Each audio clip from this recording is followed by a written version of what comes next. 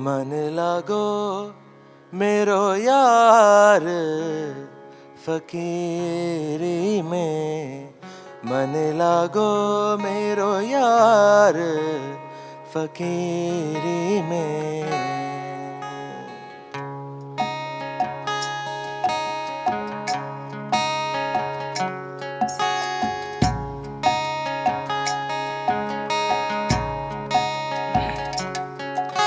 मन लागो मेरो यार फकीरी में, मन लागो मेरो यार गरीबी में, फकीरी में, गरीबी में।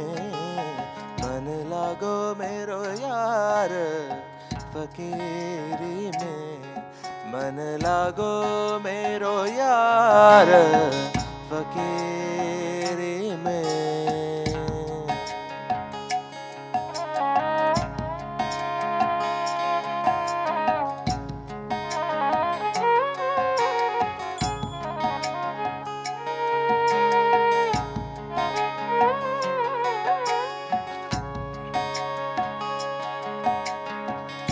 हद हद जावे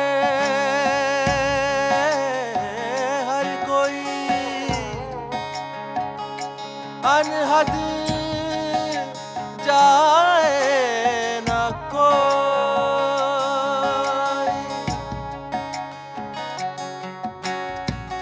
हद हद जावे हर कोई, अनहद जाए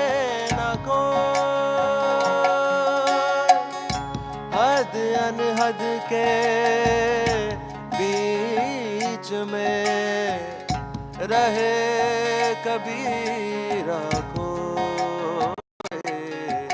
मन लागो मेरो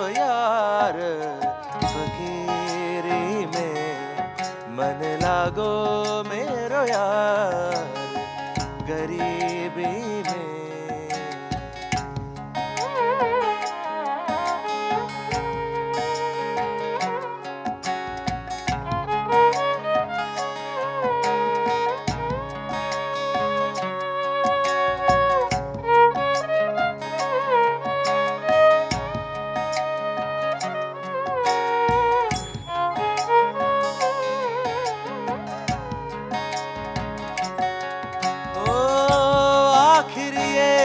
तन खाक मिलेगा, आखिर ये तन खाक मिलेगा, क्यों फिरता मगरूरी में।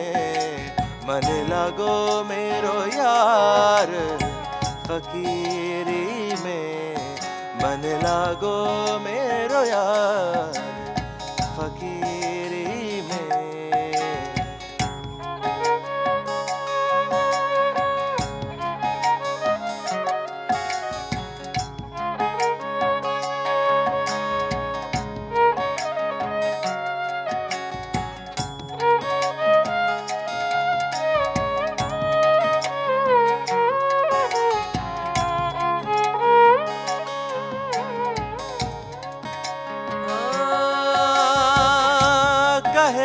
कबीरा सुनो भाई साधो,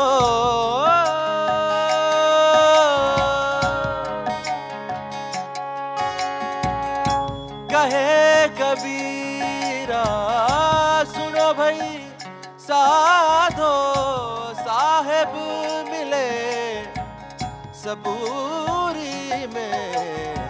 मन लागो मेरो यार फकीरी में, मन लाए अपना ठिकाना। आए हैं सांवरे ओ मेरे गाँव रे, मिले एक ठाव रे न जाओ सांवरे। आए हैं सांवरे मिले एक ठाव रे, मिले एक छाव रे न जाओ सांवरे, न जाओ सांवरे, न जाओ सांवरे।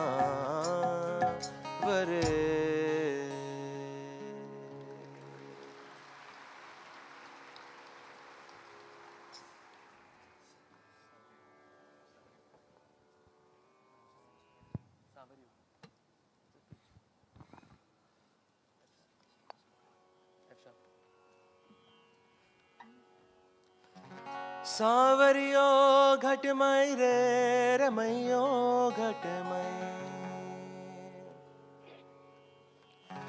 सांवरियो घटमई रे रमैयो घटमई। थन कटे थन कटे थन कटे थन कटे थन कटे ढूंढवा जाऊं रे सांवरियो घट में।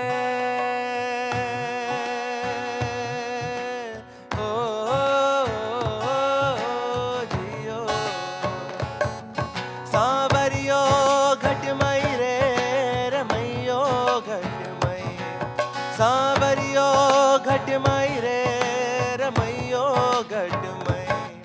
थन कटे थन कटे थन कटे थन कटे थन कटे ढूंढवा जाऊं रे सांवरियो घट में।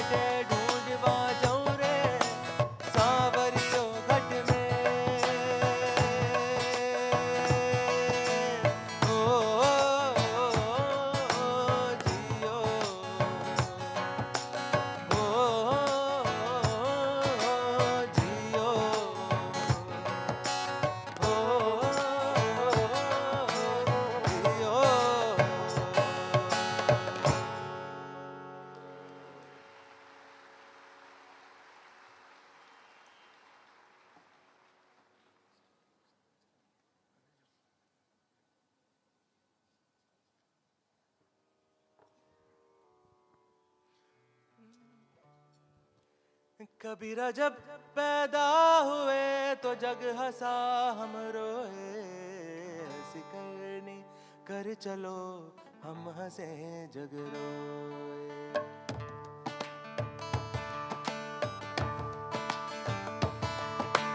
कबीरा जब पैदा हुए तो जग हंसा हम रोए, ऐसी करनी कर चलो हम हंसे जग रोए, ऐसी करनी कर चलो हम हंसे जग रोए। कबीरा कबीरा कबीरा जब पैदा हुए तो जग हंसा हम रोए, ऐसी करनी कर चलो हम हंसे जग रोए, ऐसी करनी कर चलो हम हंसे जग रोए।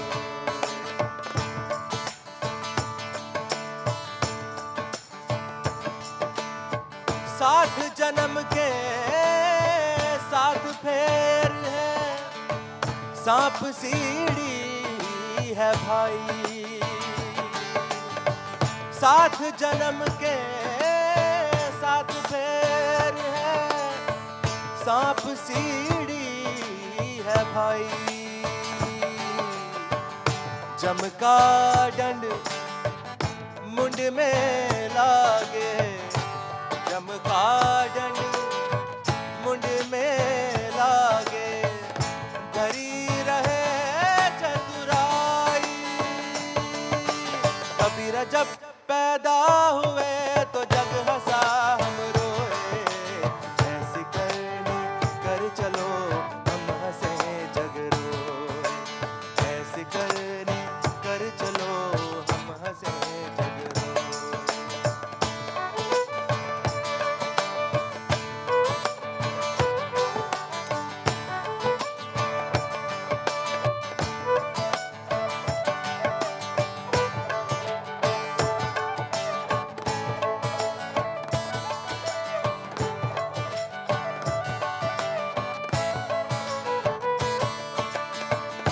पांच तत्व के पांच पंच है, पांच व्याध जग ढोले।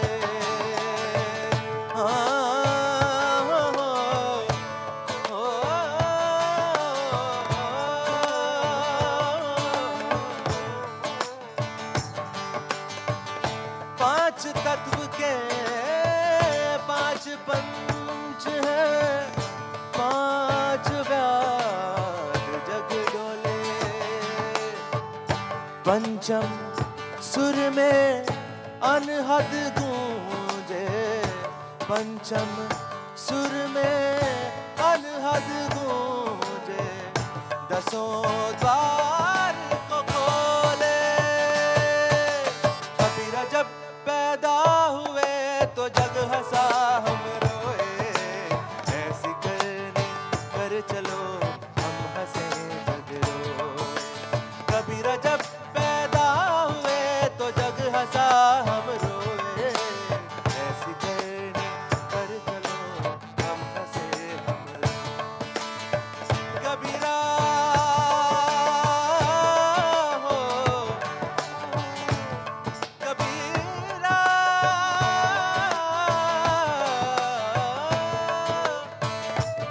कबीरा हो कबीरा।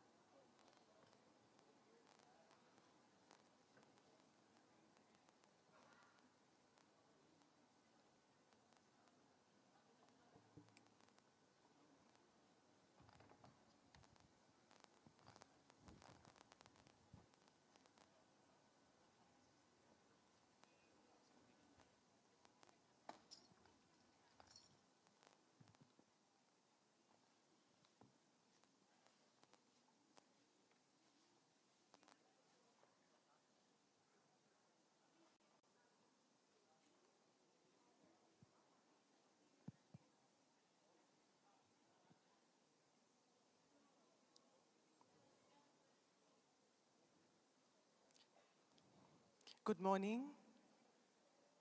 We will begin the program in a few moments from now, so could we request you to take your seats, please?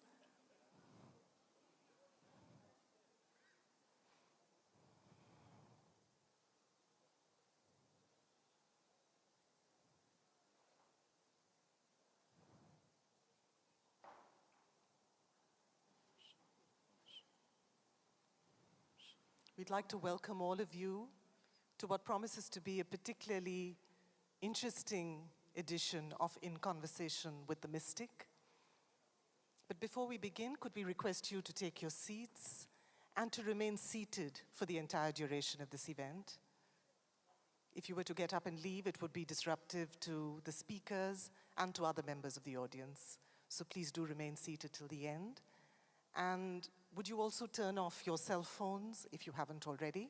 We'll just pause for a moment so you can turn off your cell phones at this point.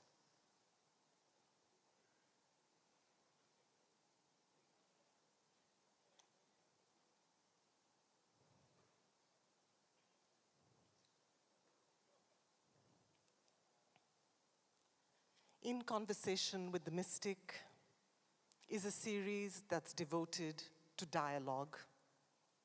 We've had people of prominence from different walks of life, from different disciplines, of different persuasions, entering into a spirited, freewheeling exchange with Sadhguru. We've had people from fields as diverse as health and sport, business and politics, education and the environment. We've had quite a gamut. But today is a session that I think we are all particularly curious about, not just because it's a conversation between a movie maker and a mystic. We've had that combination before. But because there is something particularly unlikely, and therefore perhaps initially a little disconcerting, about the thought of a delightfully, determinedly frothy Sunday 9 p.m. television talk show host in conversation with a mystic and a guru. And yet, it's perhaps for that very reason that this session will be an unusually interesting one, full of unexpected moments. And as someone who's especially enjoyed the rocking rapid-fire round of the Karan Johar show, and as someone who knows that Sadhguru is equally adept at rocking rapid-fire replies, I think we all know that this morning is going to be a distinctly entertaining one. I'd like to briefly introduce the speakers to you. Sadhguru, of course, is well known to everyone here, as he is elsewhere. A spiritual master with a difference, who represents a unique blend of the mystical and the logical. He's the recipient of the Padma Vibhushan earlier this year, and he's the best-selling author of several books, most recently, Adi Yogi, The Source of Yoga. And of course, he's the founder of Isha, an organization with human well-being as its core commitment, with over 7 million volunteers worldwide. I'd like to invite you to watch a short video on Sadhguru.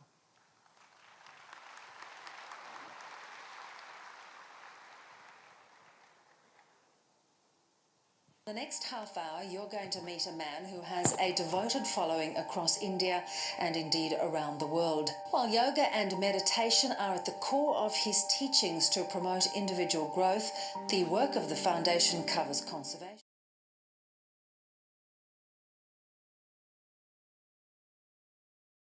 In the next half hour, you're going to meet a man who has a devoted following across India and indeed around the world. While yoga and meditation are at the core of his teachings to promote individual growth, the work of the foundation covers conservation, education and health. And you'll find him astonishingly pragmatic on a range of very modern-day problems. Let's meet Sadhguru. For the very first time in the history of humanity, we have the necessary resource We have the necessary capability, we have the necessary technology to address every human problem on the planet. Even 25 years ago, we couldn't have dreamt of it. But the only thing that is missing is consciousness. Today, the spotlight is on a project called Green Hands in India. We started a mass campaign and 6 years I spent planting trees in people's heads. That's the most difficult terrain, believe me. And now in the last 6 years, we've been transplanting it, and that's happening much more easily.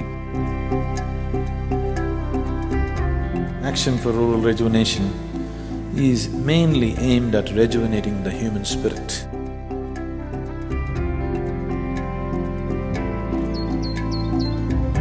English and computer skills are very essential to make these children come out of the hopeless economic and social pit they are in. If you could first tell our viewers, what is the idea behind it? Initiative, insight, which is more specific towards entrepreneurs. Whatever the nature of your business, ultimately, it is all about human well-being. Isha Foundation, a non-religious, non-profit public service organisation headquartered in southern India. We've engineered the outside world in so many ways, but we've done nothing about this one. If you want to know well-being, in is the only way out. This is what I want to teach you too. That is, you can be completely intoxicated without any drug, just on life. This is a shift from wine to divine. How can you love one and hate the other when the same divine exists in all? Spiritual process is not about looking up or looking down, it is about turning inward. See, the only thing that I'm really good at is just this. I can just make the air around me just crackle with energy.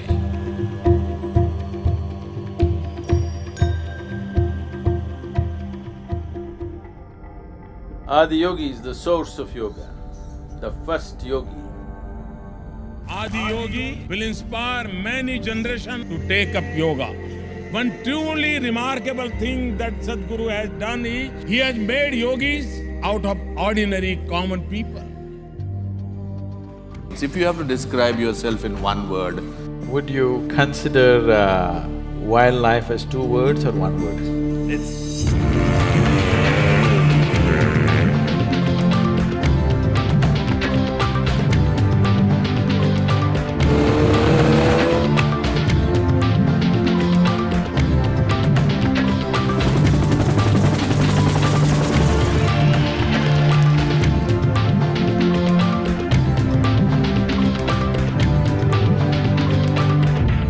President Pranab Mukherjee felicitating his Sadhguru for all his spiritual contribution.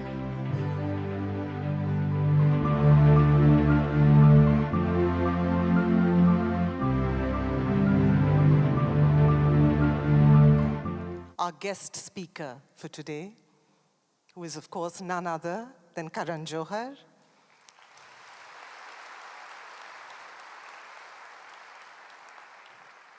One of India's best-known filmmakers today.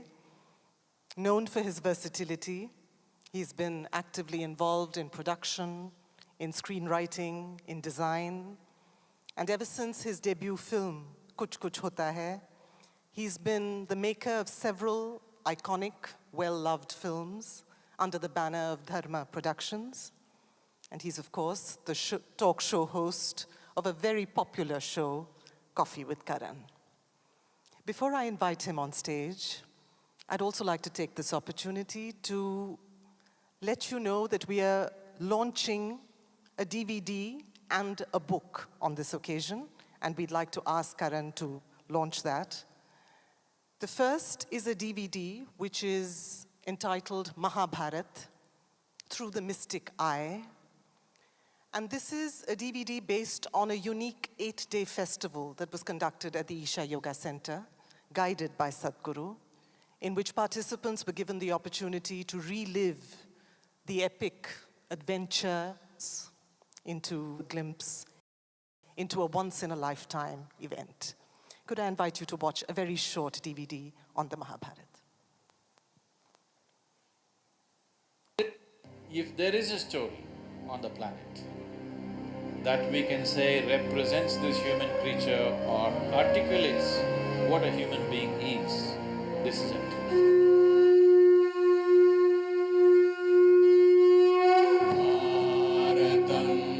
This is not about good. This is not about bad. This is not about the right thing and the wrong thing. This is about exploring the human creature like he's never been explored in any other place. Looking at Duryodhana's story, looking at Dharmaraja's story, looking at Arjuna's story, looking at Krishna's story, you can explore yourself in a million different ways. Thousands of characters, each one of them a complete story by themselves.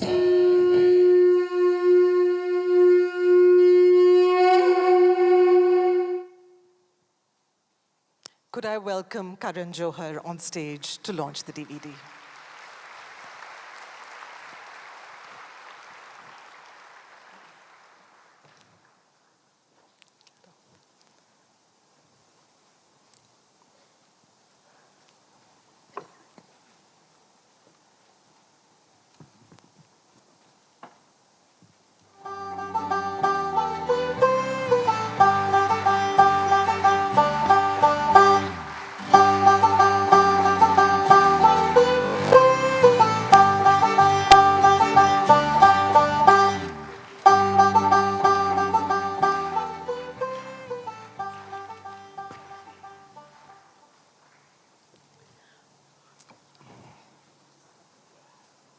We'd also like to take this opportunity to ask our guest to unveil a new book.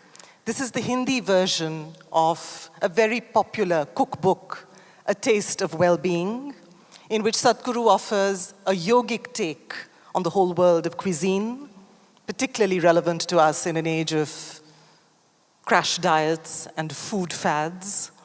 It's a book that allows you to reclaim for yourself the joy of the simple act of eating right. We'd welcome you to pick up the book on your way out. For now, I'd request Karan to launch the book.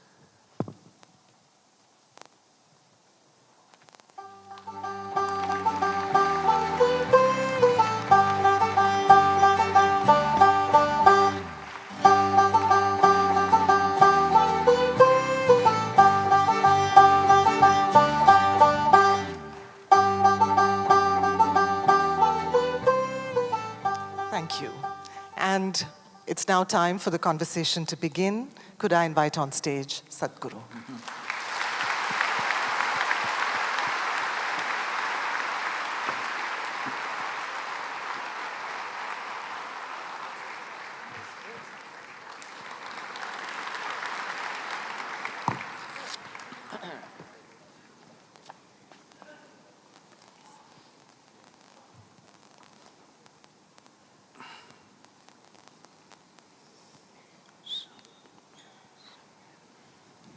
Good morning, sir. Namaskar. Two things I've never been in my life are thin and nervous. And I still haven't been able to get over the former, but the latter still very operational at this moment. It's because I don't know what to say, because I feel I've lived with you in this last week. I've done all my research, watched all your shows.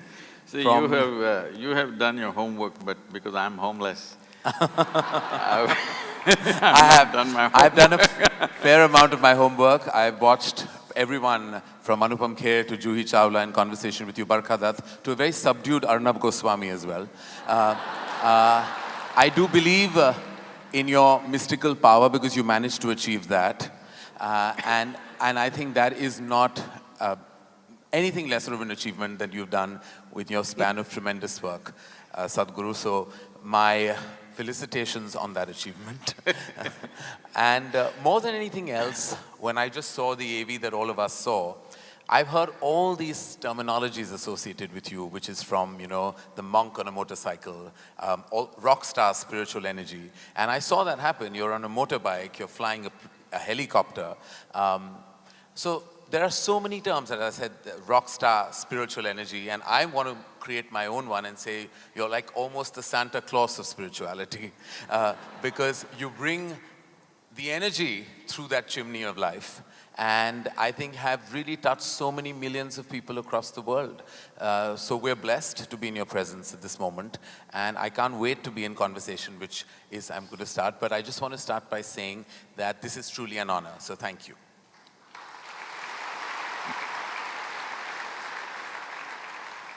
I mean, as a filmmaker, as a human being, as a member of a humanitarian community, my head is always buzzing with so many questions. And I think we bottle it down to some spiritual inquiries, some religious ones. There's always been a debate about these two terms, religion and then spirituality. There are people who feel like, I'm not religious, I'm spiritual, and I'm not quite sure they know the meaning of that. But they use it because sometimes terms are just thrown around. To those people who are at the crossroad between religion and spirituality, what is your answer to that dilemma?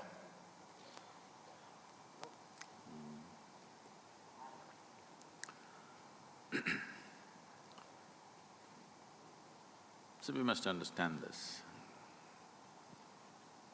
It is in the very nature of human intelligence that if you do not know something, if you realize you do not know something, because most people do not realize that they do not know. If you realize that you do not know, it's very natural for your intelligence to seek to know. It doesn't need a guru, it doesn't need a scripture, it doesn't need somebody to introduce that to you. It is in the nature of your intelligence that you wish to know.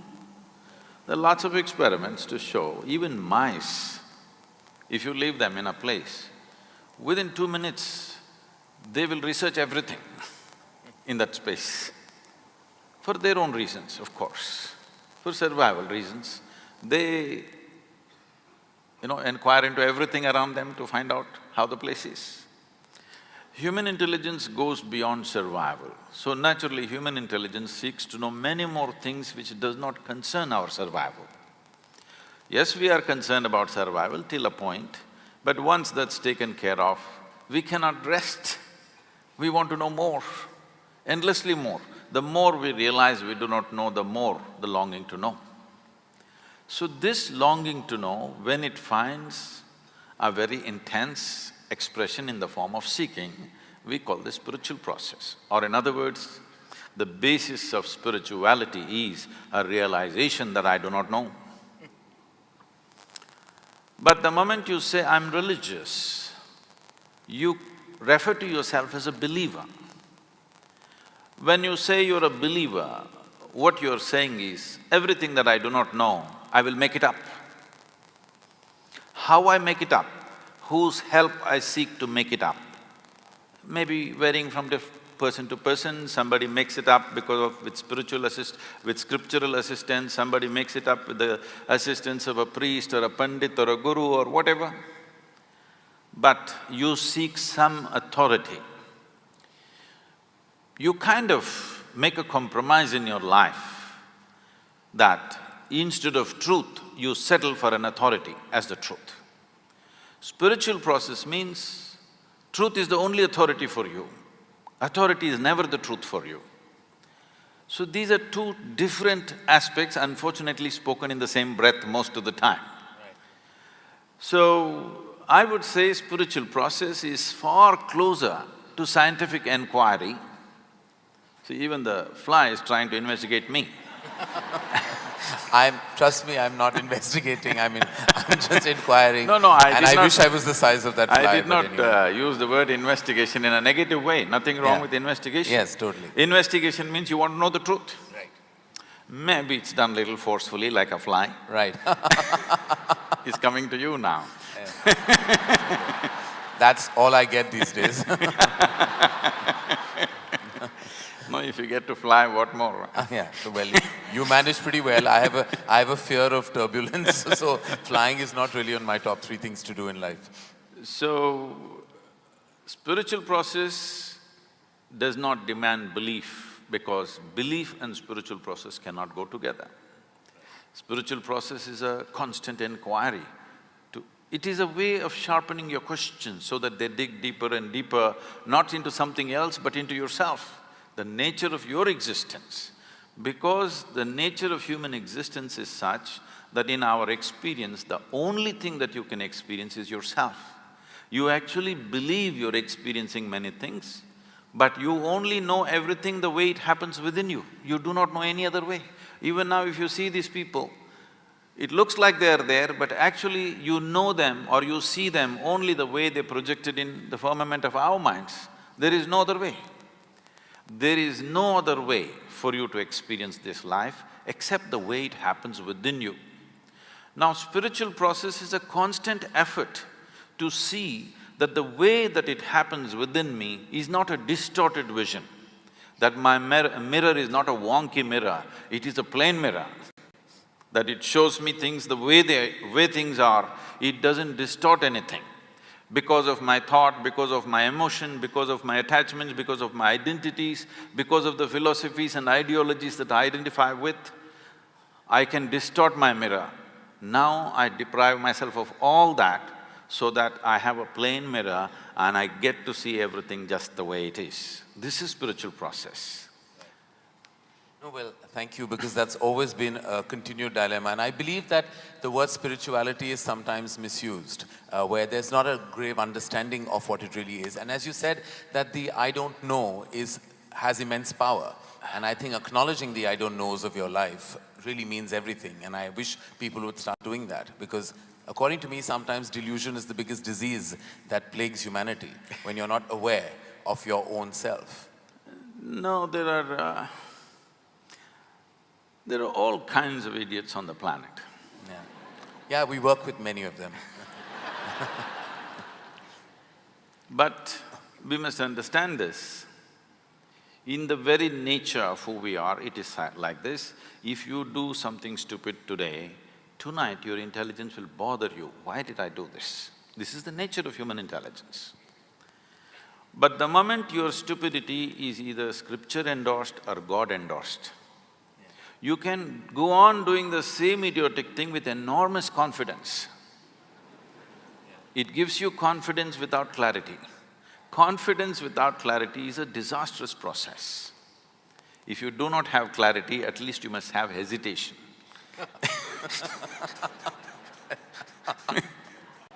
Yes, that's true. Well, I have to say that, I want to personalize this a little bit. I was at a crossroad about 13 years ago, and my father was very critically ill. And at that juncture of my life, and before that, religion was organized in my life. It was what was taught to me. It was what I thought the right thing to do was.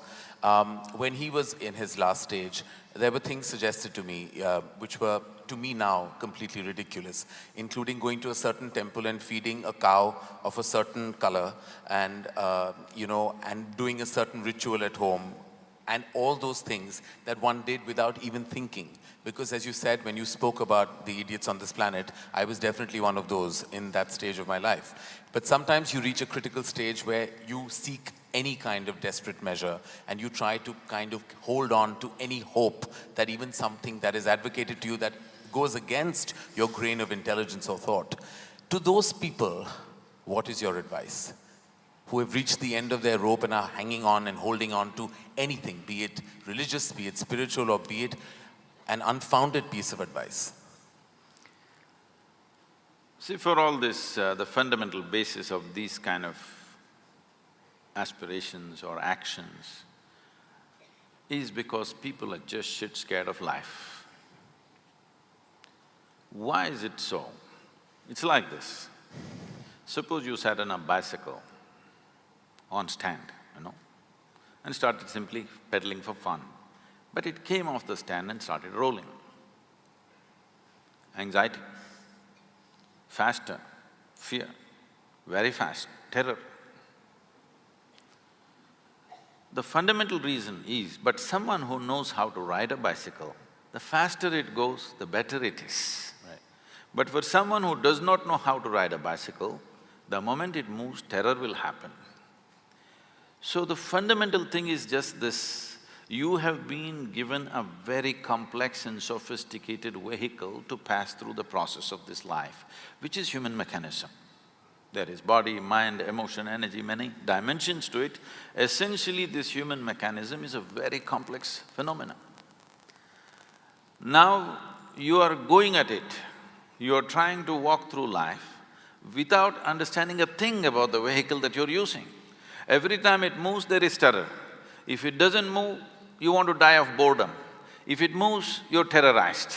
There is no way out of it. Tell me one thing that human beings are not suffering. If they're poor, they suffer poverty. If they become rich, they suffer taxes. If they're not educated, they suffer that. You send them to school, endless suffering. They're not married, they suffer that. You get them married. Yeah, I was heading to that next. I didn't say a thing, they're the ones. Well, that's an extreme validation of the institution. So, tell me one thing that they're not suffering. So now somebody develops a philosophy, life is suffering. You know, there are philosophies like this. Now it's not about life because you've not even touched life yet. All that you're dabbling with is right now your own thought and emotion, and it's going crazy. So you are on a bicycle that you don't know how to ride. But this is not just a simple two-wheeled bicycle, it's a complex machine. You don't know how to ride, you don't know how to manage your thought, you don't know how to manage your emotion. All these things, human experience is essentially happening from within you. Whether it's misery or joy, agony or ecstasy is happening from within you. At least what happens from within you must happen your way, isn't it? The world will not happen your way. But the problem now is, what happens within you is not happening your way. What's happening in your mind is a dream. Even your dream is not happening your way, that's the problem. The problem is not that your life is not happening your way, even your dream is not happening your way. And this is the source of their misery, but they think it's marriage, they think it's children, they think it's poverty. No, fundamentally, it is just that you are not happening the way you want yourself to be. That's all your misery is. So, even if you want to learn to ride a bicycle, it's just a simple basic machine. It needs a certain level of attention and involvement, otherwise you can't ride a bicycle. It takes an enormous amount of intent to want to ride it. Otherwise, it's quite impossible to ride a bicycle. After you know how to ride it, you can let your hands off, you can close your eyes, all these things. Pretty much like marriage. Because like wheels are turning but going nowhere. At times. No, I wouldn't like to make that statement, because for many people, they've gotten somewhere with marriage. Yes, we'd like to find out where, but but on another forum. When you speak about suffering, Sadhguru, it is definitely something that I believe that self-pity sometimes is like a luxury spa. You know, it's somewhere where your comfort lies. Self-pity is, I believe, the most indulgent emotion and gets you nowhere but makes you feel really good for a certain period of time. What is your take on something like self-pity? How is being pitiful a luxury? I don't understand that. It becomes, you know, you get great solace in that emotion for a short period of time. Self-pity can be the most happy place to be at, like self-indulgences. See, there are many ways to achieve peace, happiness, well-being. This happened. Shankaran Pillai, he was a little abusive husband, verbally abusive. So he would rant at his wife, but she was always peaceful, never reacted. One day in the middle of his raging rant, he stopped and he asked, "Whatever I say, how much ever I abuse you, you are peaceful. How do you do this?" She said, "I clean the toilet." He said, "What? cleaning the toilet, how does it make you peaceful? She said, I use your toothbrush.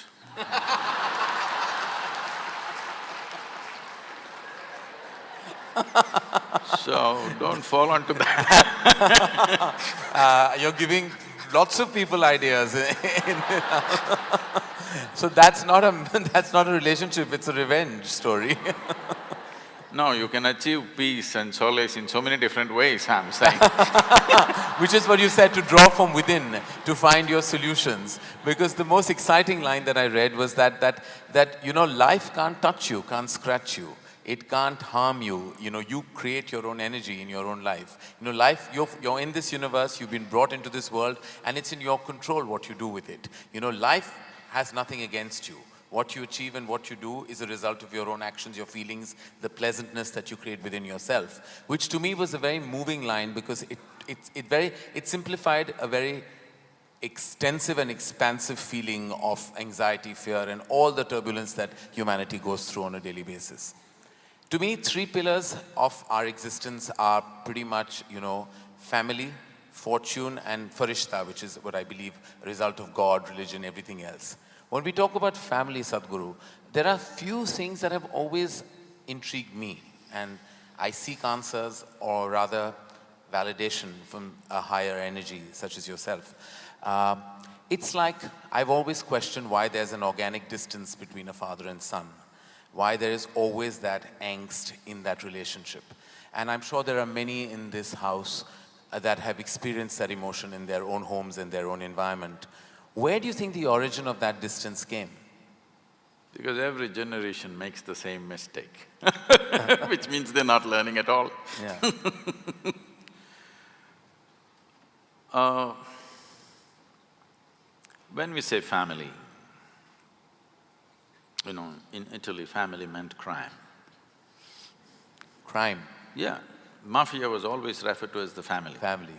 Yes. So in a way, it's a kind of crime. It is the most basic institution in the making of a society, but it does not mean you must remain basic, because this is a biological identity that we have. Biology is a reality, we can't deny it. Obviously, this was in some way, at least to a certain extent, our parents gave this to us, one part of it at least. Today, the way it is, the way it looks is essentially because of them. Well, it was given to them by somebody else, that's another point, but to us, it was given by them. So it's a biological identity. This limiting oneself to one's biological identity for an entire lifetime is a crime, because it creates so many things. In this country has suffered a lot from a long time. Just now you released the Mahabharata video. Entire Mahabharata is family problem. It is Dhritarashtra syndrome. We are still suffering. My son is best, no matter what. Even today we are suffering the same thing. My son is best and he should become the king no matter what. It's not Some sons haven't managed very well, some have. So, family is a basic identity that we are born with. It's a wonderful thing when you're a child, because without that family support, you wouldn't be who you are today in many ways, okay? With all due respect and regard and great respect for the family, because human creature is born in such a way that as soon as you fall out of your mother's womb, you're not ready to get up on your feet and do things like other creatures. It needs a long gestation period before a man becomes a man or a woman becomes a woman. There is a long period where the incubation of family is most important and vital, there's no question about that. But you're supposed to grow beyond that identity. But a whole lot of people just never grow beyond that identity, for which they suffer, and sometimes if they're born in certain places, they make the entire nation suffer.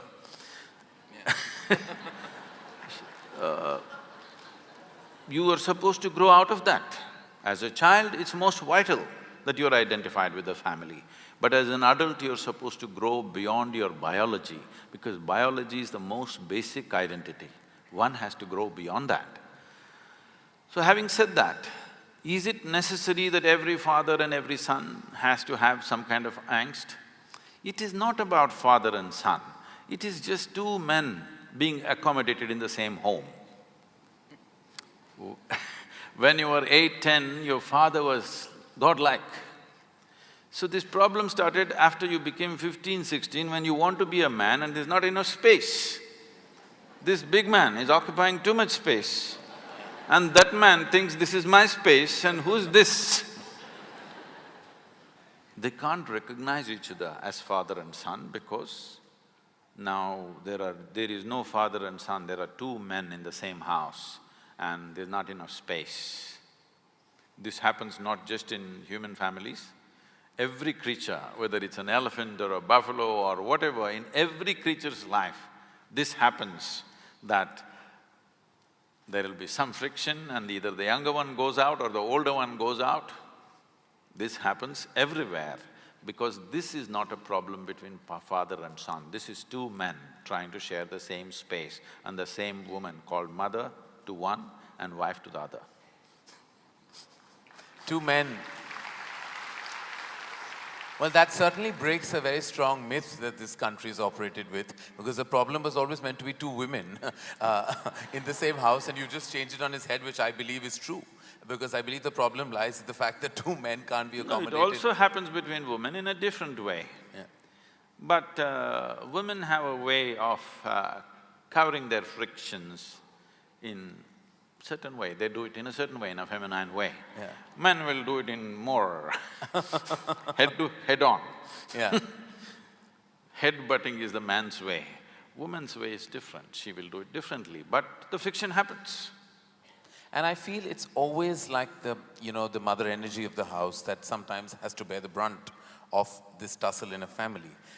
It's also the other thing that, an offshoot of that thought, is that I believe very strongly that the people you love the most, you kind of tend to dump all your anxieties, your angers, your fears, your insecurities, all onto that one source that gives you the maximum love and the one that you love the most. Why is it that we as a human race tend to do that? Tend to lumber all our negative emotions on our most positive light source? No, because if you try to dump it on someone on the street, they'll smash you up. Yeah. So You're choosing a safe place. But is that always fair? First of all, it's not fair for you to carry anxieties and angst and angers and problems within you because, see, if I try to torture you, you have some defense against me. Either you will fight me or you will run away or you'll do something, you have some kind of defense. But if you start torturing yourself, this is the most helpless creature. Right. No, most defenseless. I'm telling you, even an unborn child, if you poke like this, he responds, he defends himself in his own little way, okay? But this one is completely defenseless. When you start poking yourself, this is a completely defenseless life. So the worst kind of torture, the lowest level of mind is one who tortures himself. But they always think they are the highest level of people. I suffer for everybody. You bloody suffer anyway. If there is everybody, you will dump it on them, otherwise you'll simply suffer. Yeah. People come to me and say, Sadhguru, I can't bear with my mother-in-law, she's impossible. My husband, after all, her son. My wife, oh, she's terror for me. My boss is not even human. Like this, it goes on. I tell them, you come, don't worry. I'll give you a nice place to stay, I'll give you good food. Nothing to do. For your life, I'll take care of you. Only thing is, I will make some random checks on you. When I check, you must be joyful. If you're miserable, I don't believe in feeding misery. Right. So, you leave them in one place for 24 hours, you will see how they will mess themselves up. So when you're alone, if you're miserable, you're obviously in bad company. Now you're thinking, because of this person I'm suffering, because of that person I'm suffering, just stay alone by yourself. without any entertainment, without texting, without television, without reading, simply sit in one place, joyfully, let me see. Most people can't stay there for 5 minutes, believe me. They are not on Facebook, they are not on Twitter, they're not this thing because they have something to say or because they have fallen in love with the world, no. If they stay alone, they'll go crazy. That's a fact. What is…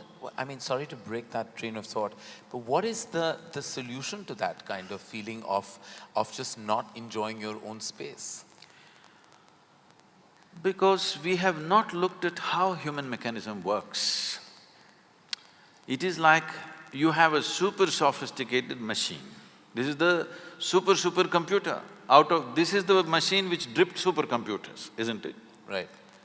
I'm asking, have you read the user's manual? That's all it is. The entire yogic system is just this. This is not a philosophy, this is not an ideology, this is not a religion, this is not a teaching. This is just the user's manual, how your body should sit, how it must breathe, how the mind should be, how the emotion should be, how the energy should be, what are the things you can do with it, how should you keep it so that this will function at its highest possible level. See, the cell phone companies have been doing some research a few years ago and they found only 7% or only 3% of the people, no, 97% of the people are using only 7% of the cell phone's capability. We are not even talking about today's smartphones, we are talking about the dumb phones. So 97% of the people are using only 7% of a small gadget. If that is the fact, how much do you believe are people making use of this tremendous gadget? Just on the surface, because they never bothered to read the user's manual. If you tell them this, they say, Sadhguru, can you give us the user's manual? It's written into you, you have to spend some time with this. This was written by the source of creation, not by me or you, isn't it? You must learn to read. The problem is illiteracy. See, suppose you have not learned the alphabet. Well, you have learned English alphabet. Let's say I'll give you a Tamil book. You look at it, does it make any sense to you? You don't know the alphabet, it doesn't mean a thing to you because you do not know the alphabet. Now, this is the problem, that in today's society, in modern education, we have not even brought fundamental literacy towards how to read this book. Because we've never read this, by accident we are managing it. If you manage by accident, sometimes it works, sometimes it doesn't work. One moment you're happy, next moment you're miserable, one moment you're peaceful, another moment you're in turmoil. I was I'll cut the long story short. I was in Tel Aviv and somebody came and greeted me, Shalom. I said, what does that mean? He said, this is the highest way of greeting. I said, that's your opinion, but what does it mean? He said, no, this is really the highest way of greeting. I said, all right, but what does the word mean? He said, it means peace. Then I say, why is peace the highest way of greeting unless you're born in Middle East? In South India, you come up to me in the morning and say, peace. I will ask, what's wrong with you? I'm saying if you deprive yourself of something for a long time, suddenly it becomes godlike. If you've not eaten for 10 days, even if God appeared, what's the prayer? Food, of course. So, once you deprive yourself of fundamental things, I'm saying fundamental things because to be peaceful and joyful is not the ultimate goal of life. If you want to enjoy a meal, you must be peaceful and joyful. If you want to enjoy a friend, you must be peaceful and joyful. If you want to enjoy a walk on the street, you must be peaceful and joyful. If you want to enjoy simple things that you do in your life, you must be at least peaceful and joyful, if not ecstatic. So it is a most fundamental requirement. This is not happening. People are saying, this is the ultimate goal of life. Even so-called spiritual leaders are saying, peace is the ultimate goal of life. Such people will only rest in peace. For those, In what I believe surrounds us all is urban angst. I think that seems to be terminology that comes out of, mental health solutions, etc. And that seems to be rampant in many parts of the world now, including now slowly penetrating even in India, when people deal with mental health issues like depression and anxiety, and those kind of which seek certain chemical imbalance issues that are told to them. They're making you look very pretty on the screen. How do they do that? They're not doing that to me, huh? They're making my what? My… Look at yourself there. Am I looking pretty on screen? Yeah, see? Okay. Well, they're not doing that to me. You're looking stunning to me, sir. Stunning is another word for shocking. Well, I was trying to find another adjective to counter that, but back to me and my mental health issue. I really want to know, it's such an order of the day today. Everyone seems to it's almost, and I hate to say this with any, and I don't say this with any kind of disrespect to people's personal circumstance, but I almost feel like today it's talked about like it's almost a fashionable issue, where I think it's a very serious issue. When people talk about mental health issues like depression and anxiety and seek counseling to sort those issues out. And then the diagnosis at times is chemical imbalance and medication is given. And then well, I know you hate the word philosophy, but all your teachings are definitely about finding yourself and seeking that pleasantness from within. But to those who are not strong enough to achieve that and seek this assistance, what is your take on that? Let me correct one more thing in the question. This is not a teaching, this is just a technology.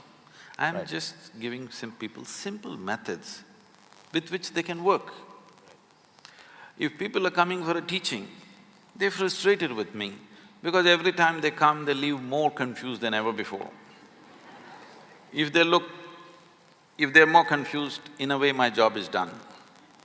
Because my entire work is to get them out of silly conclusions that they've made about life. And confusion means you're still looking, you have an active intelligence. Conclusion means, what is the conclusion of your life? Hello? What is the conclusion of your life? You don't know, let me reveal the suspense to you. Though as a filmmaker, he won't tell you till the end. I will reveal it to you. Sometimes we don't even know what happens after that, so many of us are confused souls when we make movies. So, the conclusion of your life is you'll be dead. You think something else is going to happen to you? You'll be just dead, that's all is a conclusion. So every time you make a conclusion, in some way you die, you need to understand this. You kill something of yourself every time you make a conclusion. This is you in a state of committing suicide in installments. You may call this religion, you may call this philosophy, you may call this being socially whatever, but fundamentally you are committing suicide in installments. This is why when you look at a child and yourself, you are less alive than a child. As you grow up, should you become more alive or less alive? Unfortunately, most adults are less alive than children, isn't it? You must be more alive, but unfortunately you're less alive. Maybe your physical agility will go down with age, but your aliveness need not go down. Aliveness is going down because you're continuously making conclusions and conclusions and conclusions. As you conclude, you become less and less alive. There is that famous parable, which is all over the place, about Adam and Eve. It seems God told them, it's a dumb couple. Kind of, yeah. Look at what we had to suffer as a result of them. No, not because of that, because they didn't know what to do with each other. So God told them, you eat whatever you want, but don't eat from this particular tree. You know what tree that was? No, apple means in Old English just a fruit. What knowledge?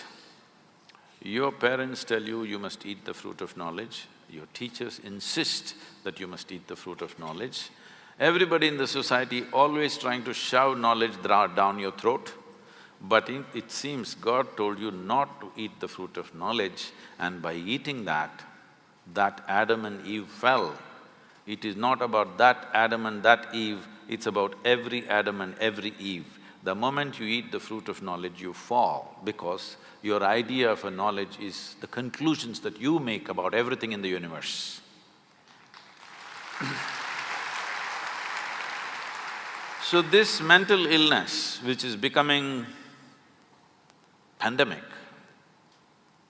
they're telling me, I don't know how far the statistics are right, they're telling me over 40 people, particularly women in America, over 40 years of age, nearly 52% of them are on some kind of antidepressants.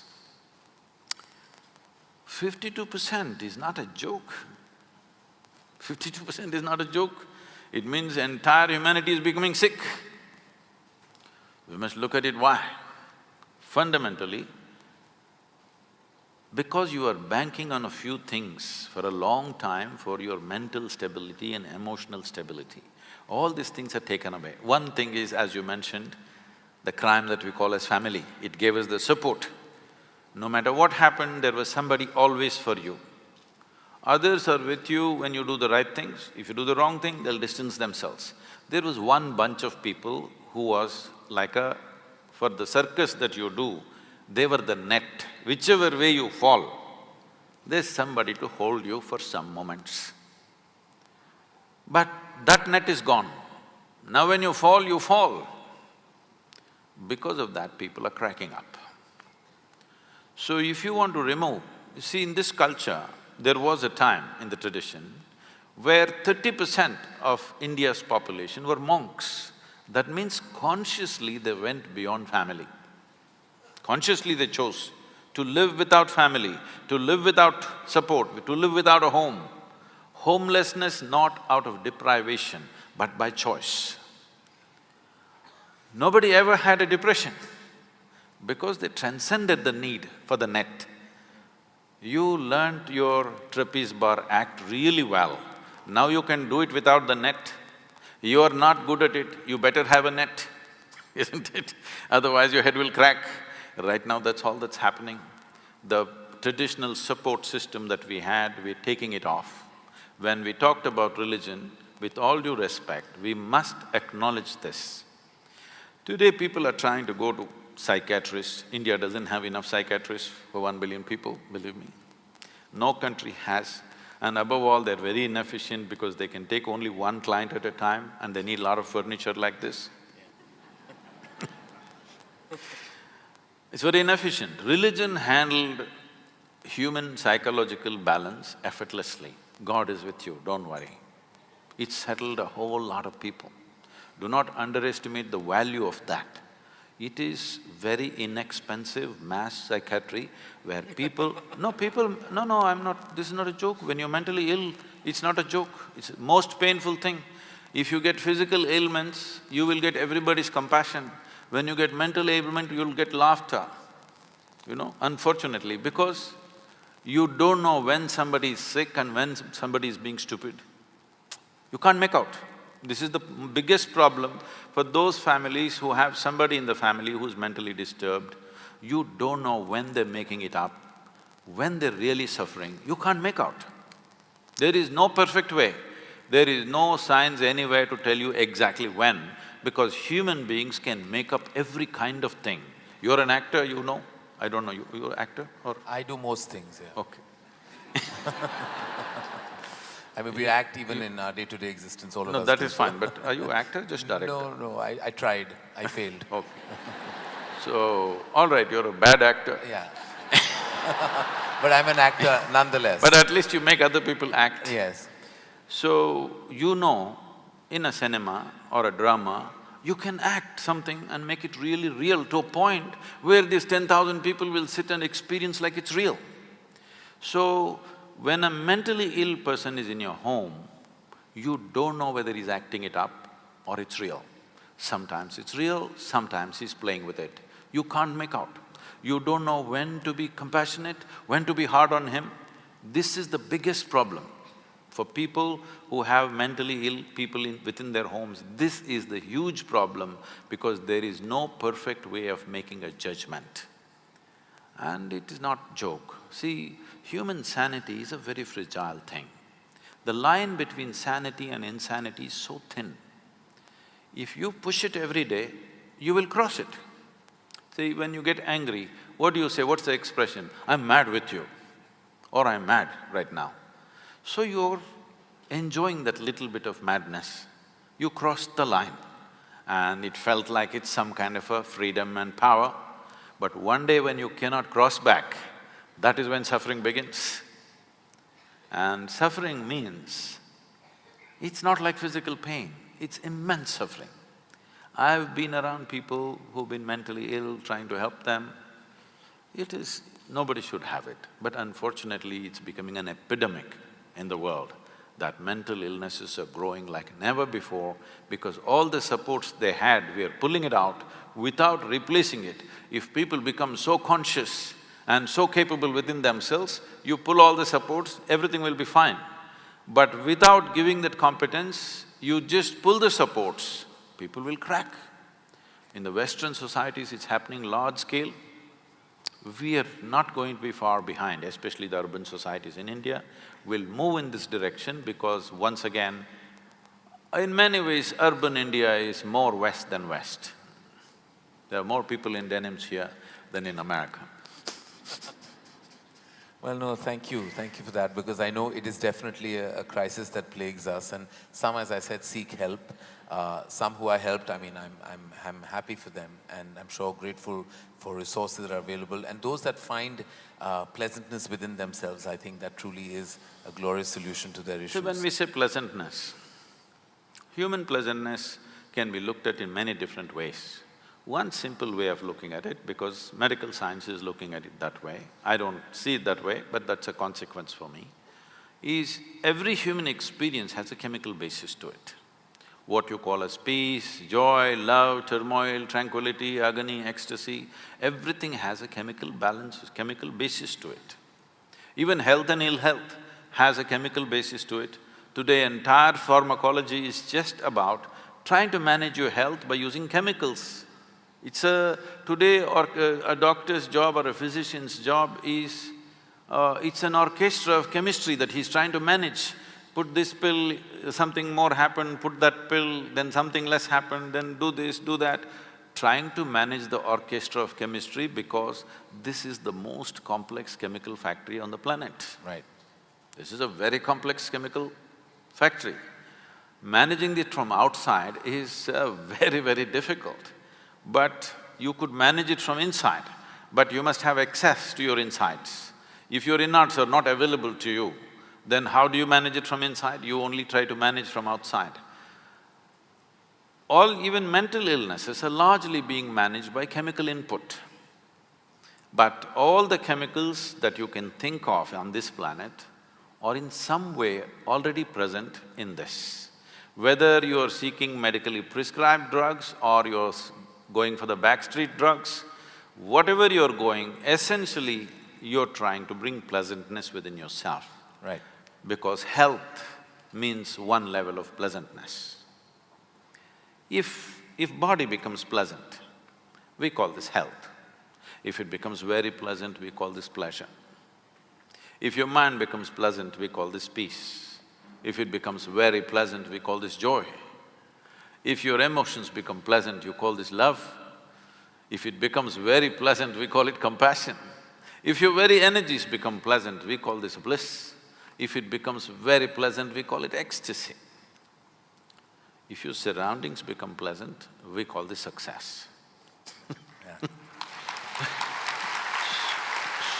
So, we are trying to manage pleasantness by putting chemicals. To what extent means, the statistics are out now. In United States, they're saying 70% of the population is on some kind of prescription medication. the most affluent country, where there is an enormous choice of nourishment and lifestyles, here 70% are on prescription medication. So you're trying to manage your sanity and your health by putting chemicals from outside. But there is no doubt in anybody's mind today that this is the greatest chemical factory, but right now ill-managed. Essentially, you're a lousy CEO. That is true. That is true.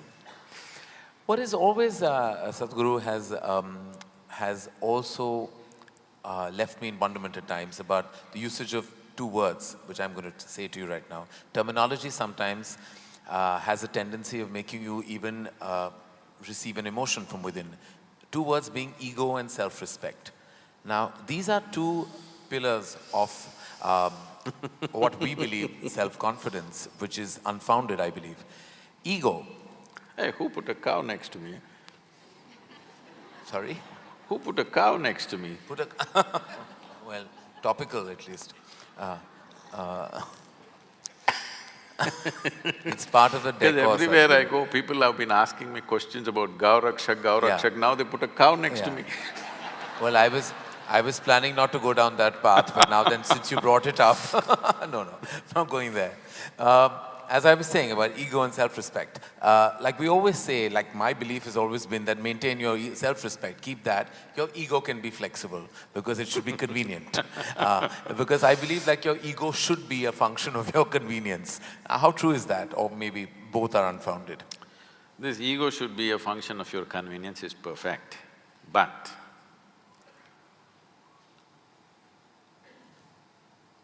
nobody knows where ego is within themselves. Do you know?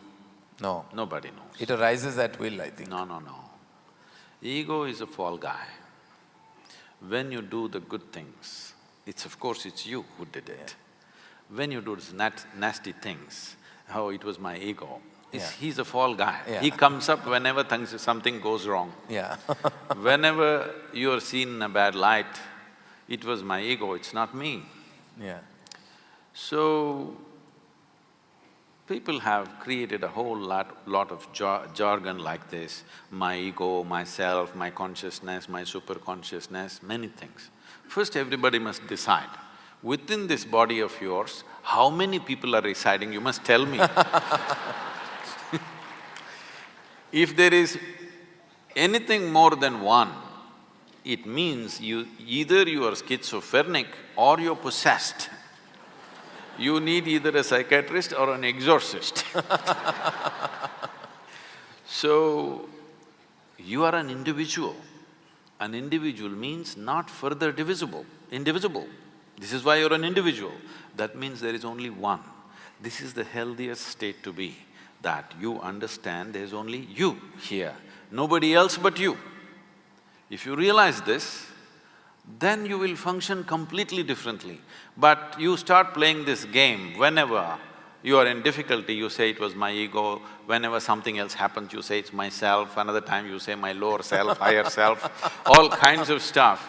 Many identities within you. See, this is the nature of a criminal, alias, you know? Yeah. So, it's a crime that you started. Whether you will be caught in the web of that or you will manage doing… See, if you do minimal amount of crime, you may manage. Only when you really get into it, then you may get into the web. Otherwise, many people commit small-time crime and then become very respectable in the society. So, if you do little crime of ego business, self-business, all this and then become normal, you're okay. But if you play too much, you will become mentally ill. Because if there is more than one in this, you will become sick. There you are an individual, you are just one. Now it's very easy to transform this. You can't transform a crowd of people. Right. You can only transform individual people. And if you take away this fall guy, one fundamental thing you have to do with yourself is to see that no matter what happens in my life, if pleasant things happen, unpleasant things happen, whether I'm joyful or miserable, I'm successful or a failure, you know it's just you and you alone. Otherwise, When things happen well, me, when things don't happen well, So you say we always tend to blame ourselves into various paths and then for divine forces as well. it's convenient, it's very convenient. But this self-respect, no, you should have no self-respect. Others' respect is from another person. I respect myself, what is this rubbish?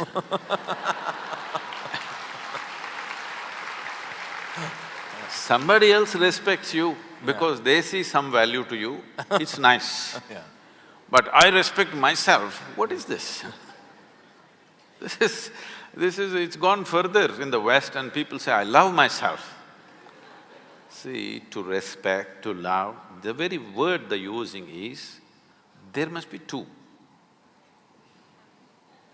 You can love somebody, somebody can love you, you can respect somebody, somebody can respect you. But I love myself, I respect myself, this terminology is this terminology of the insane.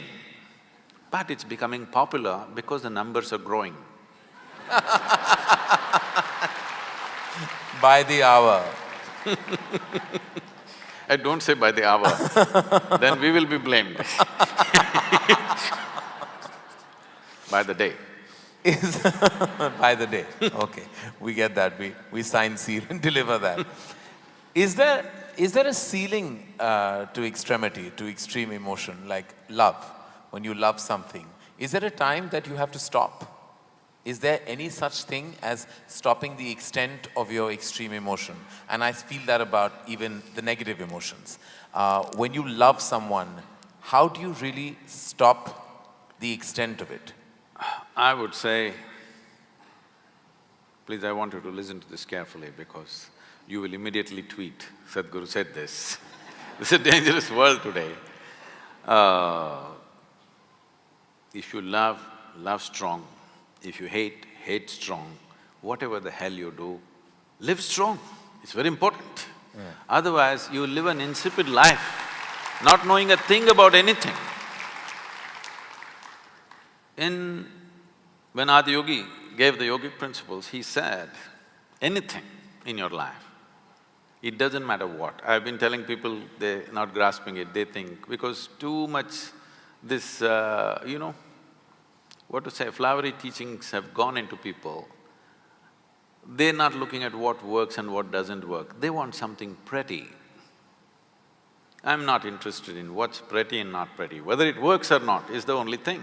Ultimately, what works is very fantastic. Right. So, even if it's anger, not necessarily love or compassion, even if it is anger, just stay on it for 24 hours.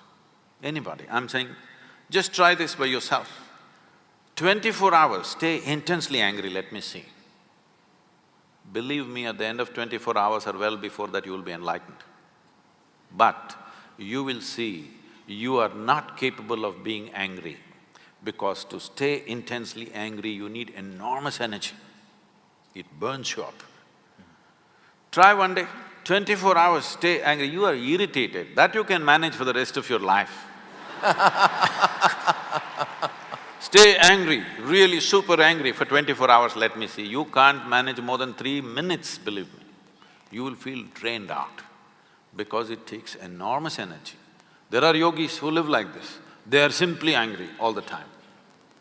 All the time, not about anybody or anything, simply angry, just like that. It works wonderfully, it works much better and quicker than love. Only thing is, with that kind of practice within you, with that kind of emotion within you, you can't live in social atmospheres. You will have to withdraw to a mountain cave and simply be angry about nothing, just like that. If you want to live in social atmospheres, you need to be in a pleasant state of emotion, otherwise you will get into constant mess. So should I stop myself somewhere? What you're asking is, should I be constipated about my love? At least in love, know some sense of abandon, that there is no brakes on it. I would say on everything in your life, in your car you must pull out all the pedals, only throttle should be there. Yes, In your life, there should be only throttle because break will happen when you die. It's not for you to break every day. It's not for you to control. Your life will be curtailed somewhere. That's nature's business. Your business is to be full on because life needs your support. Death is super efficient. Did you ever see death happening inefficiently? Hello? Wherever it happened, it was a perfect death, isn't it? Never happened inefficiently, but life happens inefficiently. Life needs constant support. Death does not need your support. Stopping something is death, in a way. So to love you're afraid, to laugh you're afraid, to cry you're afraid, to everything. Nothing is done with abandon, everything with constipation. Learn to do something with abandon, because if you do not know at least how to scream in abandon, there is no way you will ever know how to meditate or to be spiritual, because spirituality is a state of total abandon, complete state of abandon. I endorse that and will try and live by that. But what happens when a positive emotion reaches its extreme stage and ventures into a dark area? Like love can also transfer itself into obsession. See, you are referring to… See, it's like this. Suppose you don't have legs, and if I say, come, dance, you say, no, I cannot even walk without my crutch. So I cannot walk without my crutch, or I cannot live without you, are not different. This is a very dangerous territory I'm entering. But it is a fact, I cannot walk without a crutch or I cannot live without you is the same thing. Because you're misunderstanding your dependence and a certain relationship that you hold with somebody as love. Let's look at this thing of what is love. See, it's a certain blossoming within you. Now, who are you in your life? Who are you using as the manure? Filth. See, this flower is fragrant not because somebody sprayed perfume to the roots. It is fragrant because somebody put filth to the roots, isn't it? So now, you found a little flower within you of love. Who is your manure? Who is your filth? Now this is a dangerous territory for me to enter, with you also. But this is exactly what we are doing. Now the question is just this, whatever is the most pleasant emotion within you, are you capable of bringing it on by yourself? Or are you in a dilapidated condition of technology that you are a push-start machine, that somebody has to push you, otherwise you cannot be. Your joy, your love, your peace, your ecstasy must be your making, isn't it? Right. So now your love will become about sharing your joy, not squeezing joy out of somebody. Right now, most people's joy, most people's idea of a love affair is more like a mutual benefit scheme. You give me this, I'll give you that. You can't live without me, I can't live without you. They will make sure that the other person also becomes invalid and cannot live without me. Yes, this is a very huge problem in the human societies. Love is not happening as a flowering. It is something that we are trying to suck out of somebody. Love is not about somebody. I want you to know this. Maybe because you're a film personality, maybe you said you're not an actor, but there are many actors who are loved by people. People are drooling with ecstasy, simply looking at them. But the problem is they've never seen them. They've only seen that play of light and sound. They've never seen them, but they love them. So what I'm saying is, you're capable of loving somebody, that person may not exist, he may be animated, but you still love and you're experiencing all the fruits of love. I'm saying love is something that you do within yourself and blame it on somebody. You can do it by yourself. For a long time in this country, it's been there. There have been Mirabais and Tukarams and others, they taught you don't have to love and to be in an extreme state of love, you don't need anybody. You can simply do it by yourself, and not just in emotion. Even physical ecstasies happen to them simply because they are in a great love affair with someone who is not even here, all right? So, it is something that you do within yourself. Right now you're in love with somebody here, that somebody may not even know that you love them, but you can experience this, isn't it? You don't need the support from the other person. This is an experience that's happening within you. Love is within you. If you wish, it is not that it's sitting within you, there is no such thing. You are capable of variety of emotions. If you want, you can make it a very sweet emotion. If you're in a very sweet state of emotion, people say, oh, he's very loving. You may not be loving in the real context of how they understand, but you're in a pleasant state of emotion, so naturally you do pleasant things, so people think you love them. So make love an island, not a country. No, no. Make love the universe, not an island. Because right now, when you say, I love you, this particular person, you only, when I look at these people, I look at them like this one person, this is an island love. It is too discriminatory. This one face in this 10,000 faces I love, rest. Depressing looking at them. This is a very island love.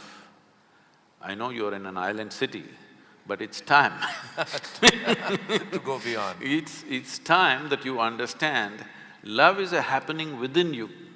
Maybe somebody stimulated this, you're grateful to them that they ignited this within you, but love affair is yours, isn't it? It's an inner experience that's happening to you.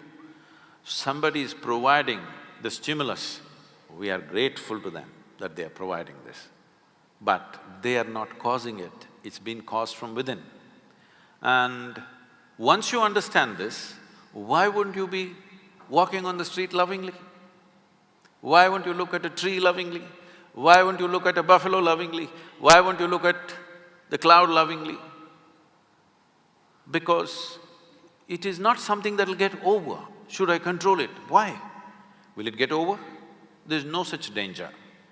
It doesn't get over. In fact, almost everything that you experience, the more you exercise it, the more it's available to you. Whether it's your love or joy or hate or anger, the more you exercise it, the more it's available to you. Because it's after all your making. Right. It's entirely your making.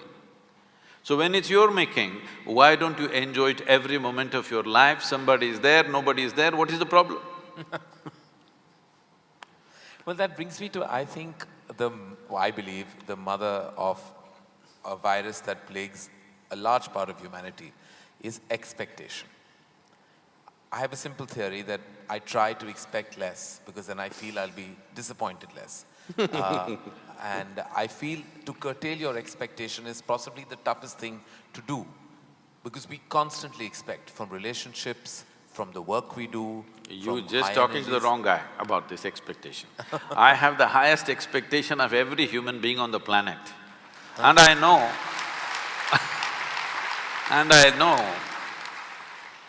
they will disappoint me. I will die disappointed, but joyfully disappointed. Now, joyful disappointment is a place, sir, that you've reached. But that is not an easy place to reach for most of us. See, these things are not like that. To be joyful or miserable is essentially your choice. It's a choice that you're making within yourself. Maybe it's an unconscious choice. Anything that you do unconsciously, right now unconsciously my hand can fly. But what I can do unconsciously, I can do the same thing definitely consciously also, isn't it? This is the fundamental difference between being human and every other creature. We are not doing anything different from what they're doing. We're doing the same things, but we do it little more consciously. Suddenly it's a different affair altogether. Same things, we eat, they sleep, we sleep, they reproduce, we reproduce, they die, we die. Only thing is, we are doing it little more consciously. Suddenly it looks like another world by itself. We think we are above them, only because we can do the same silly little things little more consciously. So, if I can move my hand unconsciously, I can also move it consciously. If I can become joyful unconsciously, I can also become joyful consciously. If I am joyful because of my choice, suppose disappointments are thrown at me, I will be joyfully disappointed. And my expectations of people are very, very high. I have an impossible expectation, so I know I will die joyfully, blissfully disappointed because I know the nature of the world very well. I'm not somebody who lives in fancy la-la land. So, abundant love and no curtail on expectation. Oh, see, love is not a quantity, it's a quality. It is not that if you do certain amount of things you're loving, there's no such thing.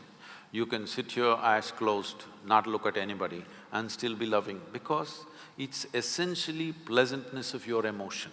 How pleasant? I'm asking, is there any need to curtail pleasantness within you? Now I'm super pleasant, but if a child came, I might grab him and put him on my lap. If an adult comes, you don't do that. I'll do this, okay? A dog came, I'll just do this. But an adult comes, another person comes, you don't do this to them. I'm saying your expression will change from person to person, from relationship to relationship, what kind of intimacy and what kind of closeness you have with people. But does it mean to say that you should not do this with as much love as you hug somebody or kiss somebody? Should you not? Should you not do namaskaram with as much love as you hugged your child? Why not, I'm asking? Because there is no… See this… I'm trying to demolish the word abundance because when you say abundance, there is also scarcity. There is no such thing. It is neither abundant nor scarce. If you're willing, it's on, if you're not willing, it's off, that's all. As simple as that.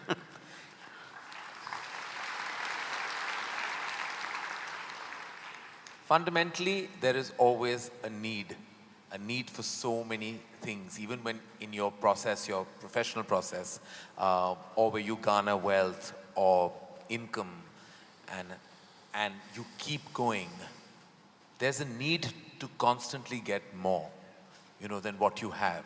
There's no satisfaction and a place to stop. Is there an end to need? No, there should not be an end. It is just that now that you're asking this question, in some way you have realized that at every point of your life you thought, this is it, if this one thing happens, I'm fulfilled. But the very next day you realize this is not it, there's one more thing and one more thing, and you know that after 10 years still the same state will continue. So this means you're ready for yoga. This means you have understood that your longing is not for more, your longing is for all. Your longing to expand is not just for more, it is for all. Or in other words, your longing is in some way for infinite expansion.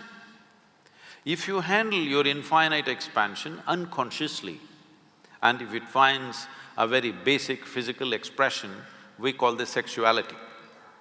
What you're trying to do is, something that is not you, with physical contact, you're trying to make it a part of yourself.